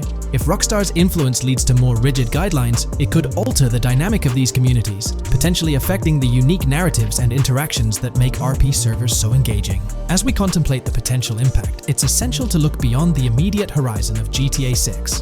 The dynamics established through this collaboration could set a precedent for future interactions between gaming giants and modding communities across various games. Whether it becomes a model to be emulated or a cautionary tale will be closely watched by both players and industry stakeholders. The future of FiveM and the broader modding community remains uncertain as GTA 6 inches closer to release. While concerns exist, there's also room for hope. The collaboration might lead to a harmonious blend of official support and community-driven creativity, enhancing the gaming experience for everyone involved. As players, content creators, and modders navigate this uncharted territory, the one constant is the love for the game and the shared hope for a positive evolution in the gaming landscape. Taking a stroll down memory lane, Rockstar's track record with monetization doesn't exactly calm the nerves. Add to that the current scenario where they're laying down the law for the CFX team, dictating what's permissible and what's not. This conjures up a cloud of uncertainty regarding the future of both FiveM servers and the broader modding community. Personally, I'm a big fan of RP servers and that immersive content. It's my cup of tea. The idea that the same company that set the stage with GTA 5 might potentially tarnish FiveM, turning it into a monetized maze with no alternatives, that's a bit of a buzzkill. Yet, here we are, in the waiting room until GTA 6 steps into the limelight. Is there a chance we'll see a remaster, or even just a port of GTA 4 hit the shelves this year? It's quite likely, though I'm leaning towards it being more of a port, but let's dive into the details. Back in July 2022, Tezfuns2 made it known on Twitter that as per a reliable source with clear accuracy on Rockstar plans, remasters of GTA 4 and RDR1 were on the table a few years ago, but Rockstar chose not to proceed with the projects in mind. The poor reception of the Trilogy Definitive Edition might be a reason behind that decision. After that post surfaced, the topic went quiet for quite a few months, over a year in fact. Then, out of the blue last year, Rockstar Games dropped the bombshell and revealed a fresh project in the Red Dead Redemption universe. Although there hasn't been an official announcement regarding the GTA 4 remaster, there are indications pointing towards the existence of such a project, with a potential release date as early as March 2024. Take-Two, the parent company of Rockstar Games, had previously hinted at having 2 re-releases in the pipeline, set to launch by that specific month. The original Red Dead Redemption was among the 2 games mentioned, leaving room for speculation that the other could potentially be GTA 4, while it's also plausible that this could be an entirely different project unrelated to the Grand Theft Auto franchise. It's worth considering. This isn't the first time there have been murmurs about a GTA 4 re-release or remaster. Returning to the Red Dead Redemption 1 port, unfortunately, it wasn't the news fans were hoping for. Instead of a full remake or remaster, the developer revealed a port with no new content. Typically, when people hear about a remaster or remake, they expect incredible graphic improvements, higher resolution, better quality textures, and advanced graphical effects like ray tracing. Contrary to these expectations, many argue that this game needs significant improvements, particularly concerning inconsistencies in the story. In 2018, Red Dead Redemption 2 was released as a prequel, introducing story elements that created inconsistencies with the first Red Dead Redemption, where major characters like Arthur Morgan were never mentioned. When Rockstar opted for a port instead of improving the game, which was already 13 years old, disappointment arose. The desire for a remaster or remake persisted, fueled by rumors since 2021. These speculations continued until the summer of 2023. The uncertainty around whether a remake was genuinely being considered remains, with some recent rumors possibly being misunderstandings about the port project. It's been speculated that the cancellation of a Red Dead Redemption remake or remaster might be attributed to the poor reception of GTA, the trilogy, the definitive edition. Alternatively, the developer could have redirected resources towards the development of GTA 6. Regarding GTA 6, in December, we were finally treated to the much-anticipated trailer for the upcoming installment. However, it came with a significant letdown: the announcement of a 2025 release date. As we approach the end of 2024, this seems like the ideal time to introduce a new game under the GTA banner to keep the franchise vibrant. Hence, a port of GTA 4 appears fitting for this year. Most players familiar with GTA 4 acknowledge the aging of the game. Despite being ahead of its time upon its 2008 release, over 15 years ago, it's showing signs of wear. Notably, the PC version faced persistent performance issues, maintaining its reputation as one of Rockstar Games' worst optimized titles. The irony lies in the fact that, despite these problems, GTA 4 is widely regarded as one of the best entries in the Grand Theft Auto series. Understanding the poor optimization of the PC version remains a mystery. Even with a series of patches, the issues persisted, suggesting a more profound problem. Originally designed for Xbox 360 and PlayStation 3 consoles with different hardware architectures, porting GTA 4 to PC necessitated significant modifications. Unfortunately, not all of these changes were executed appropriately. Compounding the matter, the game was built on the advanced and intricate Rage engine, adding complexity to its optimization. Unlike consoles with standardized hardware, the diverse range of PC hardware available at the time of GTA 4's release posed a challenge.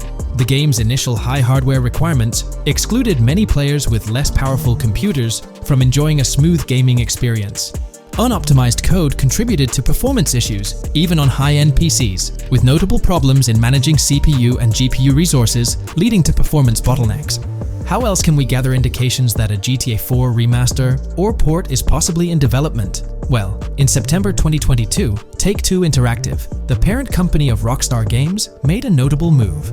They took down a fan-made mod for GTA 4, known as the Definitive Edition. This mod compilation, comprised of various mods and fan-made patches, aimed to significantly enhance the visual and experiential aspects of the 15-year-old game on PC. The roots of this remastering endeavor with mods trace back to 2016, when the mod pack for GTA Vice City, named Reborn, initiated the project. Over time, it expanded to encompass mods for GTA 3, San Andreas, Chinatown Wars, and other Rockstar games like Bully and the Warriors. According to information from the author's website, the group behind this project confirmed that their files, hosted on Mediafire, received a DMCA takedown notice. Presumably issued by Rockstar or its parent company Take-Two Interactive, this notice mandated the removal of the Definitive Edition project from their website. This development was communicated through a tweet from the Definitive Edition project. Bad news, guys. Appreciate it if you got PPL to raise awareness. Spread the word as much as possible. I knew this day was coming. Here we are with a DMCA by Rockstar, I assume, on our GTA 4 Definitive Edition patch. Well, I suppose we need to remove all GTA 4 related stuff from the website. Curiously, from what I understand, the takedown specifically focused on the GTA 4 mod. As of now, the original trilogy mods on the site remain untouched, but the project doesn't express a high level of confidence in the longevity of these mods being available. No DMCA for the original trilogy yet, just GTA 4. So for now I think the trilogy is safe. Just enjoy it when you still can, they wrote. This isn't the initial instance of Take-Two Interactive taking action against mods. Their track record indicates a protective stance towards their intellectual properties. They've previously taken down mods before, a practice observed prior to the unveiling of their own Definitive Edition for the original GTA trilogy. Despite its problematic release, that project proved to be financially successful. Many in the gaming community express a desire for Rockstar Games to follow suit and release a remastered version of GTA 4, similar to what the studio accomplished with the trilogy. Xbox One, Series X and S users currently enjoy the luxury of playing GTA 4 through backward compatibility. However, this isn't the case for PS4 and PS5 users. Should Rockstar opt not only for re-release support, but also for substantial changes to the game, there are certain aspects of GTA 4 that could benefit from improvement. First and foremost, graphics are an apparent focal point, a common aspect of remasters to enhance the visual experience. It's worth noting that beyond the expected graphical upgrades, GTA 4 might require more nuanced improvements. One aspect that garnered criticism was the peculiar yellow filter present in the original game, making everything appear dull. This yellow tint, a characteristic of the late 2000s and 2010s, was often disparaged when employed in video games. For an open-world game like GTA 4, many argue that this filter made little sense. Various graphics mods for the PC version, such as the Ice Enhancer 4, have demonstrated that Liberty City can maintain its gritty atmosphere without this filter. For a glimpse of what a GTA 4 remaster could potentially achieve, the Ice Enhancer 4 graphics mod offers an illustrative example. Developed over several years by the skilled modder Haysam Keelani, this fan-made graphics overhaul aimed to elevate the game's visual experience well beyond its original state. On the flip side, individuals who have a fondness for the original yellow filter in the game may not find favor with this mod. If Rockstar opts to stay faithful to the original and preserve the color scheme, it would still be beneficial to update the environmental textures. Over time, these textures have aged considerably, featuring a noticeably low resolution that now appears outdated. Moving on, one of the most memorable aspects of GTA 4 is the recurring scenario where Roman calls Nico to go bowling. Nico, it's your cousin. You want to shoot some pool? Roman, I can't talk now. Damn! This feature, while often considered a source of humor, can be somewhat bothersome. Nico's friends frequently reaching out for social activities can prove distracting, especially during critical missions or while immersed in the exploration of the open world. Rejecting these calls actually decreases your relationship with that friend, impacting specific benefits they offer. GTA 5 addressed this issue by making interactions with friends more user-friendly, introducing new activities to engage in. Incorporating similar friend activities in a remastered version of GTA 4 would be a positive and welcome addition. Another area of improvement is clothing and customization. The clothing options for Nico in GTA 4 are quite limited. Notably, the game lacks the iconic fingerless gloves seen in promotional art and trailers.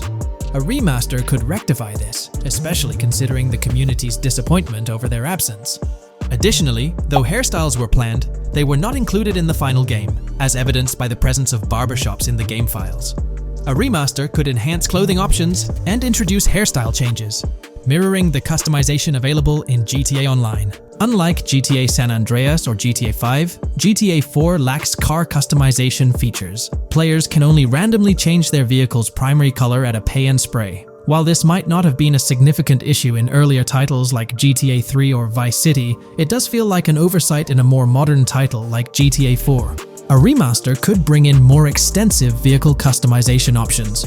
Given the central role of vehicles in the Grand Theft Auto games, enhancing customization not only adds depth but also makes the gaming experience more immersive. In fact, acquiring new and rare cars is often considered the most appealing aspect of GTA Online, and a remaster could significantly enhance the appeal of GTA 4 through this single feature alone. While Rockstar Games has been dedicating their efforts to newer projects, it's intriguing to observe that GTA 4 hasn't been entirely neglected by them. Surprisingly, the game has received updates, albeit sporadically, even years after its initial release in 2008. A notable recent update, released in 2023, caught many fans off guard. This update primarily focused on security, aiming to safeguard the game's source code from potential leaks. It's interesting to reflect on the context surrounding this security update. Since Rockstar Games removed the multiplayer aspects of the GTA 4 Complete Edition on Steam and their launcher in March 2020, the need for such security measures raises questions. Without active official multiplayer components, this move appears to be a proactive response to a prior security breach. In that incident, a hacker infiltrated Rockstar's security system, leaking pre-alpha version footage of the highly anticipated GTA 6. While Rockstar's immediate focus is on bringing GTA 6 to fruition, the possibility of a GTA 4 remaster isn't entirely dismissed. There's a genuine belief that something related to GTA 4 is in the works this year.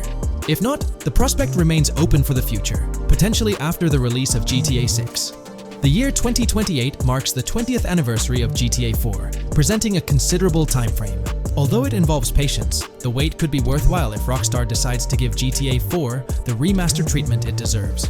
It's crucial to acknowledge the dynamic nature of the gaming industry, with Rockstar consistently pushing boundaries with each release. By the time a potential GTA 4 remaster materializes, we might witness a game that not only enhances the original but also leverages the latest advancements in gaming technology. GTA 6 has been announced, and it's caused a whole bunch of rumors to swirl around. We've got a list of stuff that's actually confirmed for the game, so let's dive in. Now, the game isn't coming out anytime soon. Rockstar Games is still working hard on it, but thanks to some leaks, we've got some inside info on what to expect. We're talking vehicles, game physics, and the main characters, Lucia and Jason. Plus, we've got details on the map, the huge open world, activities, and all the weapons you can play with. There's also a bunch of cool stuff going on with NPC AI, RPG elements, and some new gameplay features. People are pretty hyped about all this, and they're chatting up a storm about what GTA 6 is going to be like. Now let's check out the vehicles in the game. The GTA forums did a solid job gathering this info, so shout out to them. So we've got confirmed vehicles like the Ballista Compact, Ocelot Locust, and something that looks like a 90s Buick Skylark. By the way, I'm holding a monthly giveaway for a PlayStation 5. You just need to subscribe and you're entered. Now, back to the video. There are a bunch of other cars too, without official names, like a 90s Chevy Caprice, a 2016 present Chevy Malibu, a Chevy Sonic, and a 2018 to 2022 Honda Accord. Rockstar usually gives these cars funny names. Other rides include the Albany Primo, Benefactor Shafter LWB, something that's like a mix of Ford Explorer and Tahoe from the 90s or 2000s, a 2018 present Toyota RAV4, with Lexus NX vibes and a Mercedes grille, the Pegassi Tauros, a 1980s Jeep CJA Scrambler, a 5th gen F150, a G20 conversion van, a Brute Camper, a Vapid Speedo, HY Mixer, Metro Mover, D-Class Sheriff SUV, Mobatsu Sanchez Livery, Nagasaki Street Blazer, a 1970s Ford Ranchero, a 1971 Buick Estate, an Albany Emperor, D-Class Turbo Sabre, Yoga Classic, the Contender, and Sadler. And don't forget the Slam Van Pickup, Bobcat XL, an updated Regina Alpha, Gauntlet Classic, Moonbeam Helion, Boxville Go Postal, an unknown Albany car that's based on a 1959-60 Cadillac, a Rebel, some Asian sedan, Ferrari or Feroci, Baller, Novak, Buffalo STX, Alpha and Feudo, a Benson NF 890, Buffalo with no sports bumper, and the Stanier and Landstalker. With all these vehicles, GTA 6 is going to be quite the ride. Now let's talk about some gameplay clips making the rounds on social media. They give us a sneak peek at missions and what Rockstar is up to. One clip shows Lucia, our main character, trying to rob a place called Hank's Waffles, a diner. In this early test, the non-player characters look kinda generic and are jokingly called dummies in the game. The NPCs react to Lucia's aggressive moves, and their animations show they're pretty freaked out, kind of like what we saw in Red Dead Redemption 2. During the robbery, Lucia can aim her gun at a hostage, giving you the choice to rob or have a face-off. Taking a hostage adds some spice to the crime. Jason, the other protagonist, is there too, and you can interact with both characters during the heist. Jason pushes Lucia to hurry up and make a clean getaway, hinting at a Bonnie and Clyde style partnership, which lines up with earlier leaks about the game's story. People are even saying that Lucia and Jason look like Eva Mendes and Ryan Gosling from the Place Beyond the Pines movie, but we're not sure if the game's story will follow a similar path. Lucia and Jason look like they're in their late 20s. You can switch between them in the game using the controller's D-pad. When the cops show up, Lucia can threaten another hostage, and it leads to a face-off with the police outside. The outdoor area looks like it's inspired by northern Florida with all the greenery. While trying to escape,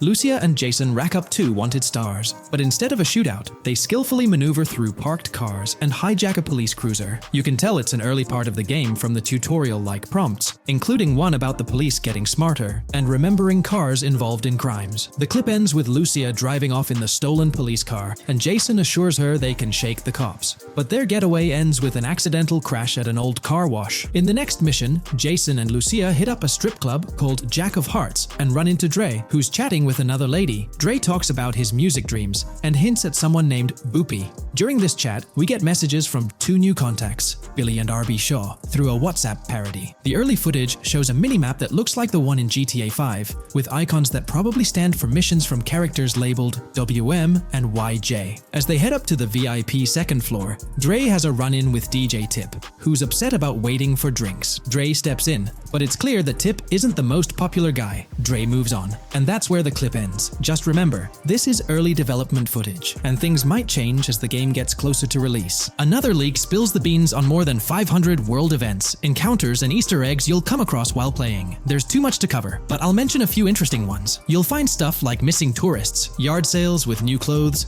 an event that's a bit like the insurance fraud thing in Saints Row, a voice in the storm drain that might remind you of Pennywise, a Bonnie and Clyde mystery that spans different places, and a workout challenge that suggests fitness activities are back. Players can also stumble upon an island camp, DUI tests, UFO sightings, an animal house, a swamp safari, and even the possibility of playing some crazy golf. There's a hint that the basketball court might be back too. Events like fishing, Satanist houses, backyard wrestling rings, and mansions with big cats offer a bunch of different experiences in the game world. Now, let's talk about the main locations in Grand Theft Auto 6. Ambrosia has Ambrosia Farms and the Tarmac. Bayside Copperhead, the Everglades or Grass Rivers, Fairyland and Fairyland Forest offer different environments. The Keys region includes places like East Key, Low Key, and spots like a garage, gas station, and liquor store. Lake Okeechobee has a motel, prison, and racetrack, while Little Haiti, North Beach, and North Miami come with places like gas stations, hideouts, and liquor stores. Port Gellhorn offers a variety of spots to explore, like an abandoned building,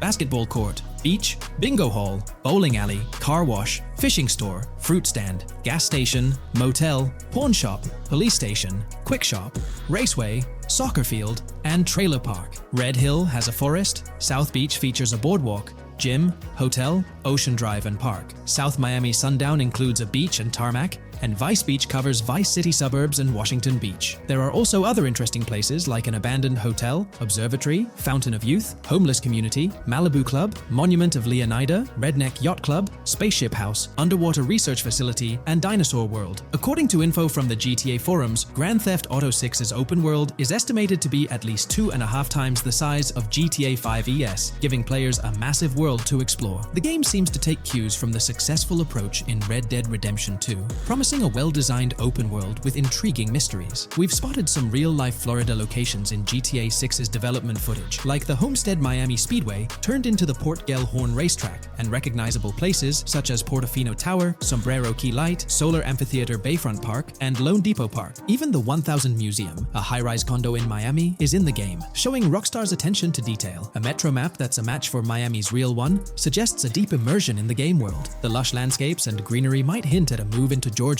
but that's just speculation until we get official word. Details like the Vice City Neighborhood Police Department resembling the Miami Beach Police Department show Rockstar's creativity and world design. As always, we're waiting for official announcements to see how all these elements come together in the final game. Until then, the mystery of Grand Theft Auto 6 keeps fans excited. There's a recent leak suggesting that Alexandra Christina Echevarri could be the voice behind Lucia in Grand Theft Auto 6. Her voice from a demo reel seems to match up with Lucia's leaked dialogue. We've covered a ton of info about Grand Theft Auto 6, from gameplay details to new features. It's important to remember that the game might still be a couple of years away from release, so we'll have to be patient. Now, let's dig into some interesting findings from the leaked clips. We see Jason and his pals hanging out by an in-ground pool in a lower-income neighborhood, cracking jokes about a parody of social media called Life Invader. It's all about brain downloading and poking fun at Jay Norris's demise. Classic Grand Theft Auto humor. The leaked clips also give us a peek into early police AI testing, showing NPCs using cover better during gunfights. In one scene, Jason robs a diner worker with an assault rifle, and we see some dialogue options that look like they're from Red Dead Redemption 2, but they might just be placeholders. Jason's new ability to go prone is a fresh addition to the franchise, and a scene in a thrift or antique shop hints at the option for robbery, maybe even a place to sell stolen items, which adds depth to the gameplay. There are animation tests for Lucia and Jason, doing stuff like jogging, stopping, and ducking to avoid gunfire. Rockstar's developers also tested vehicle crashing physics, with a car driving over an overpass. Highway signs mention North Beaches and Lake Leonida on Interstate 97, with the current exit leading to Washington Beach. In another scene, Jason stumbles upon a shipping container full of cash and a motorbike. Various development clips show changes to the inside of a vehicle, suggesting new vehicle designs or customization options for players. Throughout the clips, there are various interactions with NPCs in the open world, like characters taking selfies, which makes the game's world feel more immersive. Another mechanic borrowed from Red Dead Redemption 2 is the ability for characters to pick up and carry bodies, adding depth to the gameplay. We also see other influences from Red Dead Redemption 2 in different aspects of the game. The weapon wheel system is similar to Red Dead Redemption 2 with limited weapons and items you can carry. Lucia has a loot bag that might be used for robberies or stealing stuff from different places.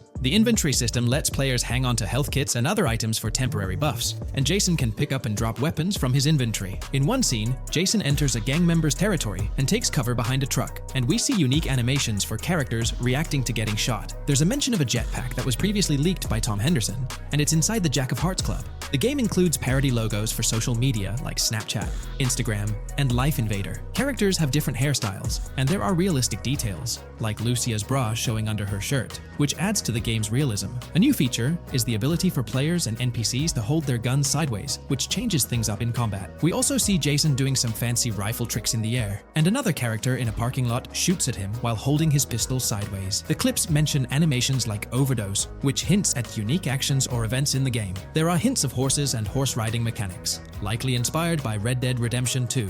The open world is packed with places to explore, like motels, metro stations, restaurants, pawn shops, and supermarkets. Small details like being able to get a gumball from a quick shop machine add to the overall experience. The game adds RPG elements, like managing food, drinks, sweat, fatigue, and even taming animals, which gives players a deeper gameplay experience. There are references to mountain bike ramps and city bike rentals, promising fun cycling activities. The leaked clips talk about loads of weapons, from regular firearms like pistols, shotguns, and rifles, to unusual ones like golf clubs, baseball bats, and crowbars. Players can also use tools like flashlights, binoculars, and lockpicks. Players can stay in motels and hotels, with the Kingston Hotel as one option. There's even a pool party with live music for players to attend. References to the Everglades and wildlife like alligators, snakes, raccoons, and birds hint at diverse and unique environments to explore. A cool addition is the ability to shoot while swimming, which adds a new twist to combat situations. With all these elements, Grand Theft Auto 6 promises to be an immersive and engaging gaming experience. Hey, big news for all you GTA fans out there. GTA 6 is shaking things up with some major changes in the series. We've got a ton of fascinating info about the game that you absolutely need to hear. Just a heads up, the details we've got are from leaked footage online, but unfortunately we can't provide any links or show it. Nevertheless, there's a bunch of exciting stuff to discuss, like new animals, AI enhancements, RPG elements, and more. Let's jump right in. Fact 1. Excitingly, the Malibu Club and Ocean View Hotel make a return in GTA 6. Events like Lost at Sea Island Camp and Lost Plane suggest potential island scenarios akin to Guarma from a previous installment. Fact 2. While exploring, players encounter a myriad of wildlife: alligators, bears, boars, dogs, snakes, raccoons, birds, frogs, bald cats, and rodents. Symbols marking plants and toxic waste are also scattered throughout the game. Fact 3. In the game, keep an eye out for the Scarface crime scene, possibly an Easter egg paying homage to Tony Montana. There's also a murder mystery named Missing Tourists. Additionally, spots designated for campers hint at the possibility of owning a camper van in the future. Fact 4. GTA 6 offers an array of side activities, from backyard wrestling and racing to UFO events and beach bonfires. Even seemingly small actions, like picking up cans from the ground, are significant. Jason and Lucia, the main characters, possess special abilities akin to those seen in GTA 5. By the way, I'm holding a monthly giveaway for a PlayStation 5. You just need to subscribe and you're entered. Now, back to the video. Fact 5. Jason and Lucia's safe house serves as a motel, a central hub for their activities. The game's world features various street gangs, each with its distinct vibe. Characters exhibit different personalities, including romantic, chaotic, cool, pragmatic chaotic, and pragmatic cool. Fact 6. Gameplay enhancements in GTA 6 introduce the option to use zip ties on NPCs for stealth mechanics, alongside the ability to carry bodies, enriching the depth of stealth elements. Fact 7. The gunplay in GTA 6 mirrors the mechanics seen in Red Dead Redemption 2 and Max Payne 3. It might be worth exploring those games before GTA 6's release if you haven't already. And activities? GTA 6 offers an abundance, from fishing and wild golf to basketball, football, and soccer. There are gyms for training, a yacht club, and even a racetrack. Fact 8. Prepare for a contemporary setting, post GTA 5 events. The game meticulously recreates numerous Miami landmarks, such as a grand tennis court, a bustling football stadium, and a lively amphitheater. The map encompasses an airport and a functional tram system with an airport stop. And that's not all. The Florida Keys and a swampy region named Grass Rivers, reminiscent of the Everglades, are part of the game. Players can navigate swamp boats in this area. Fact 9. GTA 6 boasts a diverse arsenal, from melee options like golf clubs, pool cues, crowbars, and bats to a spectrum of firearms ranging from pistols to snipers and RPGs. The weapon selection is extensive. You can even personalize how your character handles weapons. Additionally, there's an assortment of throwable items like grenades, molotovs, and yes, even golf balls. Fact 10. Get ready for some seriously upgraded NPC interactions. Now, you'll have choices such as threatening, robbing, shooting, or restraining them. Some missions will even involve gesture-based actions, taking a cue from Red Dead Redemption 2. Car damage has been ramped up for realism, and the interior detailing is insanely intricate, complete with functional dashboards. Fact 11. Weapons are undergoing a transformation in GTA 6, drawing inspiration from Red Dead Redemption 2. Instead of a sprawling weapon wheel, you'll have specific slots for small firearms, melee weapons, rifles, and shotguns.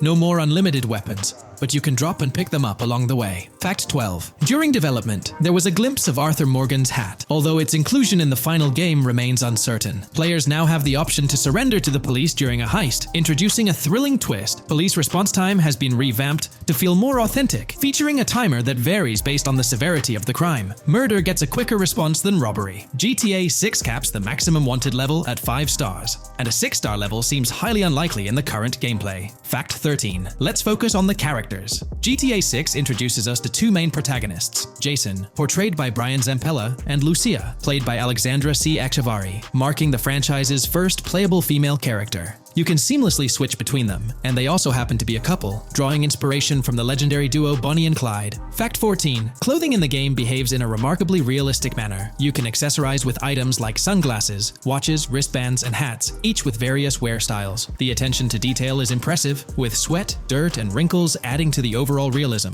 Fact 15. Internally referred to as Project Americas, GTA 6 had a codename during its development, akin to GTA 5, Rush, and Red Dead Redemption 2, Bonnier. Originally, the plan was for a larger map encompassing North and South America, but Rockstar's approach changes scaled it down. Nonetheless, the game promises to deliver a memorable experience with its features and diverse locations. Fact 16. The game incorporates RPG elements like weight and muscle management, highlighted in the Spool Couple Workout Challenge. Leaked footage revealed Jason and Lucia's apartments. For instance, Jason's place includes a bathtub for in-game baths. Fact 17. Rockstar plans to continuously introduce new missions and cities post GTA 6's launch. Whether this expansion is for online or story mode remains unclarified. Expect an enhanced cover system, surpassing what we've seen in other Rockstar games. Fact 18. Don't overlook the Kingston Hotel. It's a bustling spot with pool parties and live music, adding vibrancy to GTA 6's world. Fact 19. A significant enhancement in GTA 6 revolves around NPC behavior. NPCs come in varied sizes and shapes, and their reactions feel incredibly authentic. Wave a gun around and nearby folks might understandably panic. The game also features an intricate injury system,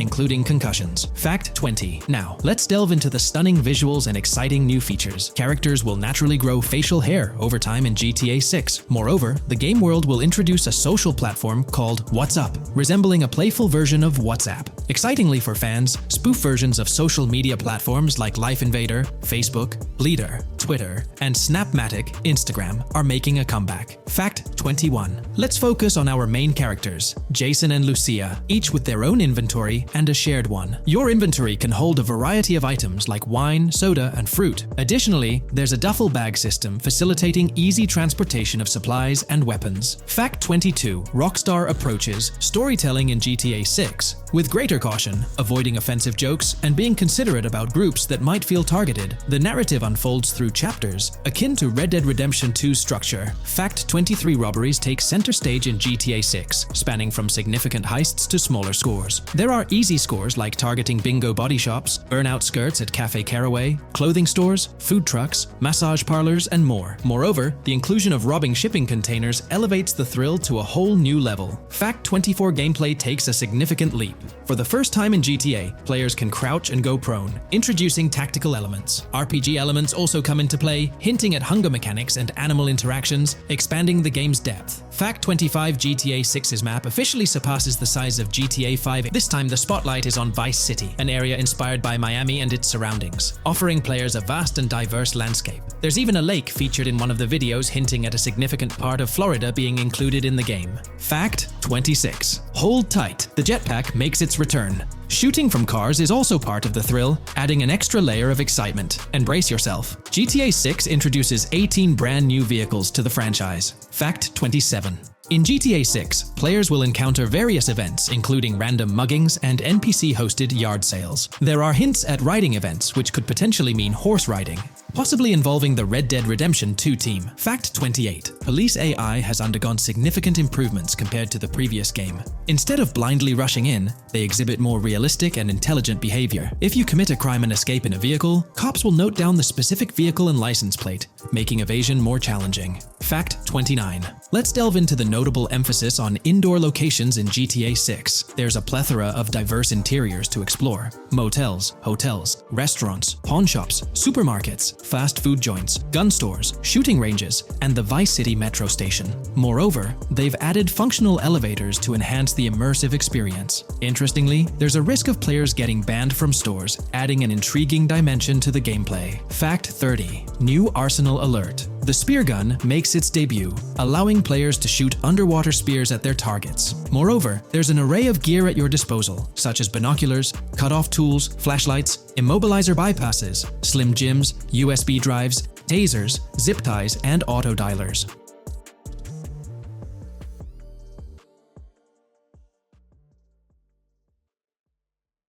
In today's video, we'll delve into the most recent iteration of the GTA 6 mapping endeavor. We'll explore the freshest alterations introduced to the map, including newly incorporated locales and adjusted road placements. Additionally, we'll examine some intriguing revelations stemming from the inaugural official trailer, such as the appearance of a swordfish. Furthermore, we aim to tackle one of the pivotal queries surrounding GTA 6, the extent of Rockstar's intention to amalgamate multiple states into the fictional entity of Leonida. We'll sift through all available clues, encompassing leaks and insights from the initial trailer, to shed light on the potential inclusion of Georgia in the game. Let's kick off by scrutinizing the latest rendition of the GTA 6 mapping endeavor. This most recent update, which debuted just a few hours ago, represents the pinnacle of this extensive fan-driven mapping project. Here's a peek at the current state of the GTA 6 map. We've got Vice City and Port Gilhorn in the mix, with tweaks made to both cities, along with some other spots on the map. Keep an eye out for changes like the prison from the opening shot and the Gator Keys. To kick things off, there's a fresh addition to Vice City known as Waning Sands. While details about this neighborhood are mostly speculative at this point, it's believed to be the setting for a pivotal scene from the trailer. You know, the one where Jason and Lucia dodge past a few police officers in their getaway vehicle. In this vicinity, you'll find the Evergreen Mall Center, prominently featured at the start of the scene. Keep an eye out for a sign on the right side of the frame, showcasing various stores set to be part of this plaza. In a recent mapping video, there was some speculation about whether this plaza would be fully accessible. While only part of the name MLE is visible at the top of the sign, it seems the mapping community is also leaning towards it being called Evergreen MLE. However, the exact location of the MLE within the plaza is still up for speculation. Notice how the buildings on the map are marked in red? Well, there are a few other speculative additions to Waning Sands. These include a gas station, Sailbolt K condos, and Cricket Club condos. Here's what we're using as a reference. You can catch a glimpse of the gas station roof along with other nearby buildings. In a previous video, we floated the idea that this could be Topgolf in Dalal, Florida. However, it seems unlikely now since the placement doesn't quite line up. But hey, let's hold off judgment until we know more. Now, let's talk about some updates in the positioning of various elements. The placement of several buildings, basements, speculative roads, metro, rail, crosstown, downtown, and Brickell has been tweaked. We're using yellow and purple lines to show the speculative metro and railway in Vice City. The metro system has seen some significant enhancements, especially in its connectivity to Vice City International Airport and the area between Crosstown and Brickell. The buildings in this vicinity have also been reorganized to more closely resemble their real-life counterparts.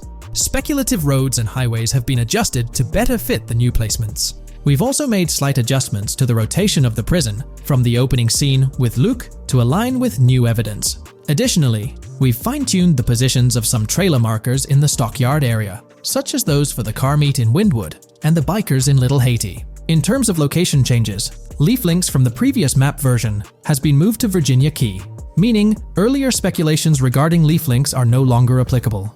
Furthermore, based on new radar map evidence, the shape of Picnic Island has been altered. Heading down south, you'll notice that Hamlet is no longer labeled as such. Instead, it's reverted to its real-life name, Homestead. This change suggests that Hamlet might be situated elsewhere in the game. Now, shifting our focus to Port Gellhorn, the other major city on the map, it's also undergone some updates. We've added more speculative details for the area across the body of water on the other side of Buer Bridge, incorporating new evidence into the mix. So, to sum up, those are the latest updates to the GTA 6 mapping project. Before we wrap up, let's delve into an interesting discovery from the first official trailer. I'm not into fishing, but I noticed this in the trailer, and my first thought was a swordfish. But I could be wrong. Is anyone who knows more about fishing able to confirm? Let me know what you all think this is. Well, that's quite an intriguing find. Personally, it seems like a house decoration to me, but I'm eager to hear your thoughts in the comments below. In the next part of this video, we'll tackle the question about Georgia. On display in the leaks and backed up by inside journalists, the game will feature a plethora of locations that focus on Miami and the surrounding areas. The two main locations of the game are Vice City, based on Miami, and Port Gellhorn, which lifts direct locations from Panama City. As well as this, it seems Rockstar have brought down and featured locations from Georgia, including a prison and mountain ranges not present in real-world Florida.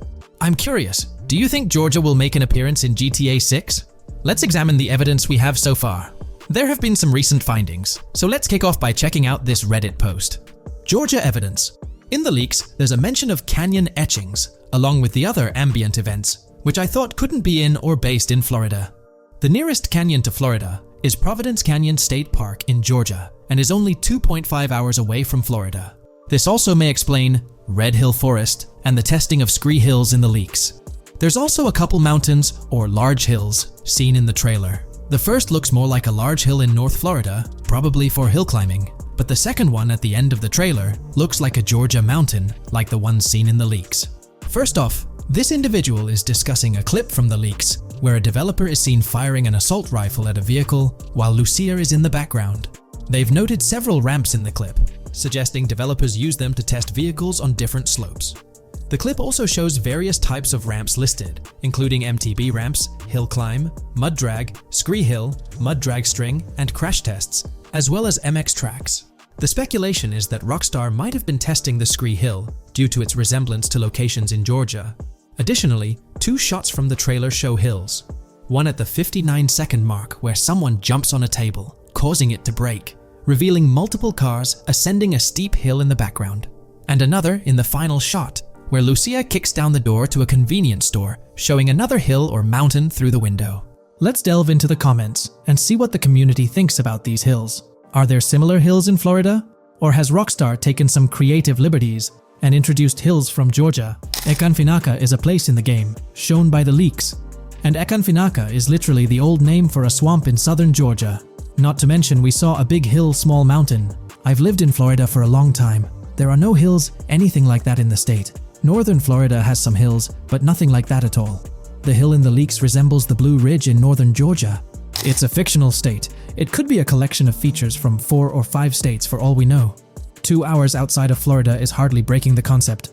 I'd imagine much of the urban landscape will be much like Florida, with the outskirts being closer to Caribbean, or as you said, Georgia. There's a separate post talking about these mountains in GTA 6. We know GTA 6 is being based in Florida, a relatively flat state, so it'd be obvious to think that the game will stay true to its setting. However, one interesting thing I found in the diner robbery footage from the leaks is that a huge mountain can be seen in the far distance, particularly around the part where Lucia starts approaching the police car from the passenger side. I'm not sure if anyone else has noticed this, but it's interesting to note, considering Florida is the flattest state in the country, LOL. Maybe we can go to other states? The area does resemble rural Georgia. Thoughts? I think it will be more similar to RDR2 than past GTAs where it's only one state. I bet the map will be a hybrid of Georgia and Florida. If not, then Florida and most likely another country like Cuba or some South American country with mountains. Yes, probably we can visit the state of Georgia. A few weeks ago, someone found out that the prison you can see in one clip is from Georgia as well. Multiple states in the game. The Florida Scout lady mentioned Rockstar scouting interiors in Florida and other states in the southeast. Hopefully this means we get towns, or maybe cities in these other states, instead of simply hilly terrain. As this individual pointed out, there's a prison visible in one of the leaked clips, and it bears a striking resemblance to Augusta State Medical Prison. Situated in Grovetown on the county lines of Columbia County and Richmond County in Georgia, United States, this facility houses primarily male inmates with occasional female inmates and has a capacity of 1326. Built in 1982 and operational since 1983, it operates as a close-security prison. Augusta State Medical Prison was one of the 7 prisons involved in the 2010 Georgia prison strike. With such solid evidence pointing towards Georgia, or at least a portion of it being featured in the GTA 6 map, it's worth noting that Rockstar has done similar things before. In GTA San Andreas, for instance, they created the state of San Andreas, which is a blend of California and Nevada, with Las Venturas mirroring Las Vegas. Feel free to share your thoughts on everything discussed in today's video in the comments section below.